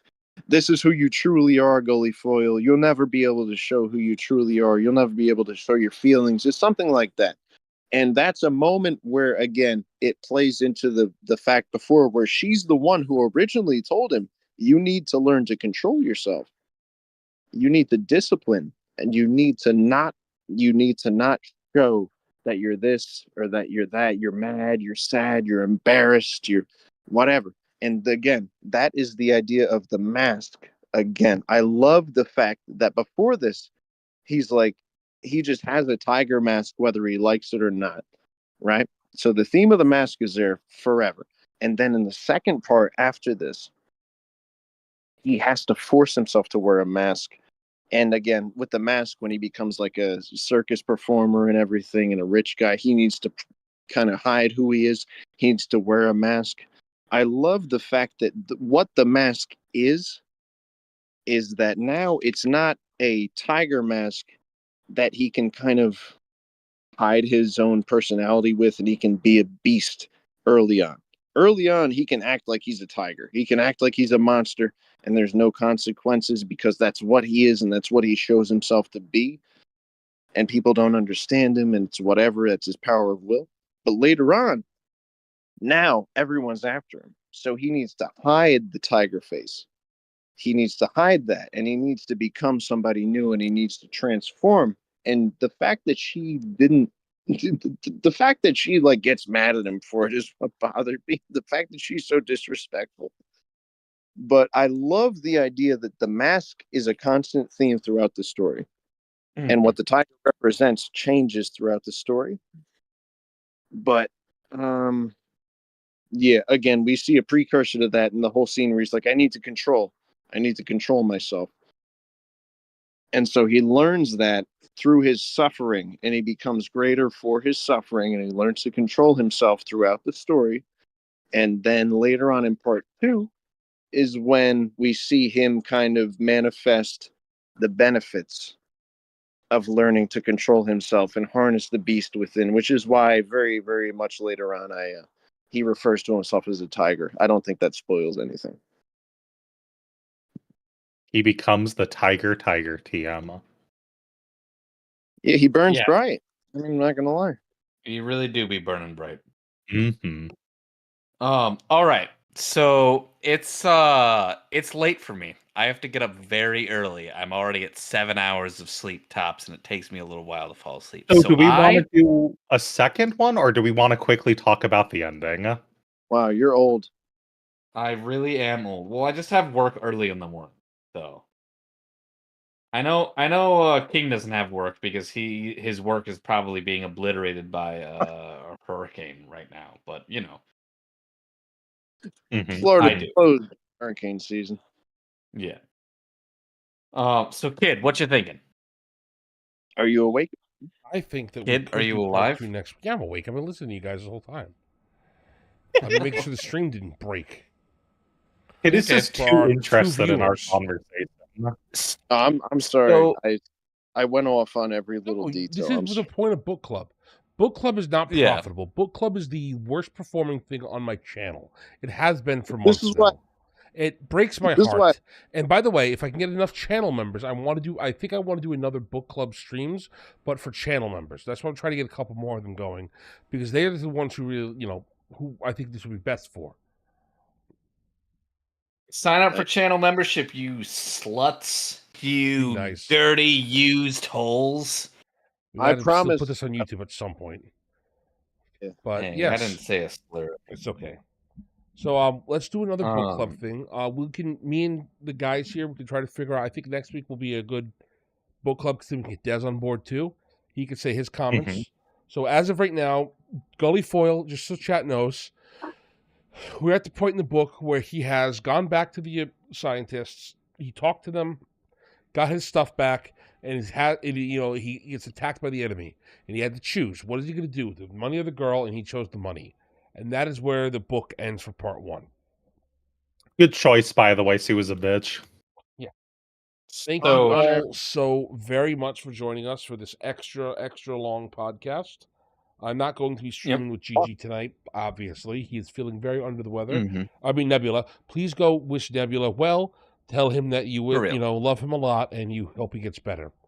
Otherwise, I'll send him pics of my beetle. Yeah, Give him a little otherwise- kiss on the cheek. Exactly. By the way, if you if you're one of the faithful, like, please, like, say a prayer. Just have your thoughts out there for those of us with the, not me, but those of them with the hurricane and everything. Like, obviously, we're Yeah, looking for at real. sure It's gonna if be bad news. My mother-in-law is right in the way of it, so I think she could use a prayer. Yeah. If she needs help, by the way, call me tomorrow. I'll Will be do, up brother. ready. Otherwise, look forward to Friday. I'm going to be downing all the energy drinks I have in my house to try to get this video done for you guys, chat. You specifically begged me to make this one, so I pounded it out for you as quick as I could. And I Shadow, can just tell finish- you, as someone who has the audio, he probably hated making this one. Because he does not like this. The thing he's covering, I know for a fact he doesn't like them. I will say this for a little bit of spoiler. Don't tell the big details. Shadow, how do you like the won't. thing I created at the end? Do you think that thing is horrific and great? I haven't listened through it yet. I edited the audio. I have to actually listen through it to make sure everything hasn't broken. But I think I vaguely know what you're talking about, and yes, I'm so excited. I'm so excited for Friday. Yeah, those things It'll be have existed in my setting, and they're one of the 5 unique things that not a single player has found or fought yet. In Interesting. the 10 I'll years be- this I'll- decade's I'll- been going, nobody's found or fought them yet. Oh Because man! every time really I have to mention watch them to this the one. players, they say, no, don't bring that anywhere near me. I will not show up if you do. now hang Oh on. no! So they exist in myth within the setting thus far. They are practical. They have wiped out villages that the players founded once. I'm trying to think what it would be that would draw a player to go hunting for them. It's more like something, my guess is, because of I'm assuming it's the other party, because I don't think we've had it mentioned to us.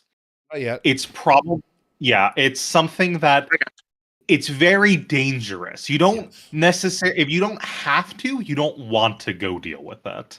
And they don't have Yeah. very good All right. valuables. So anyway, with that said, Anyway. everyone have a great one. Thank you for joining us. Every- Goodbye.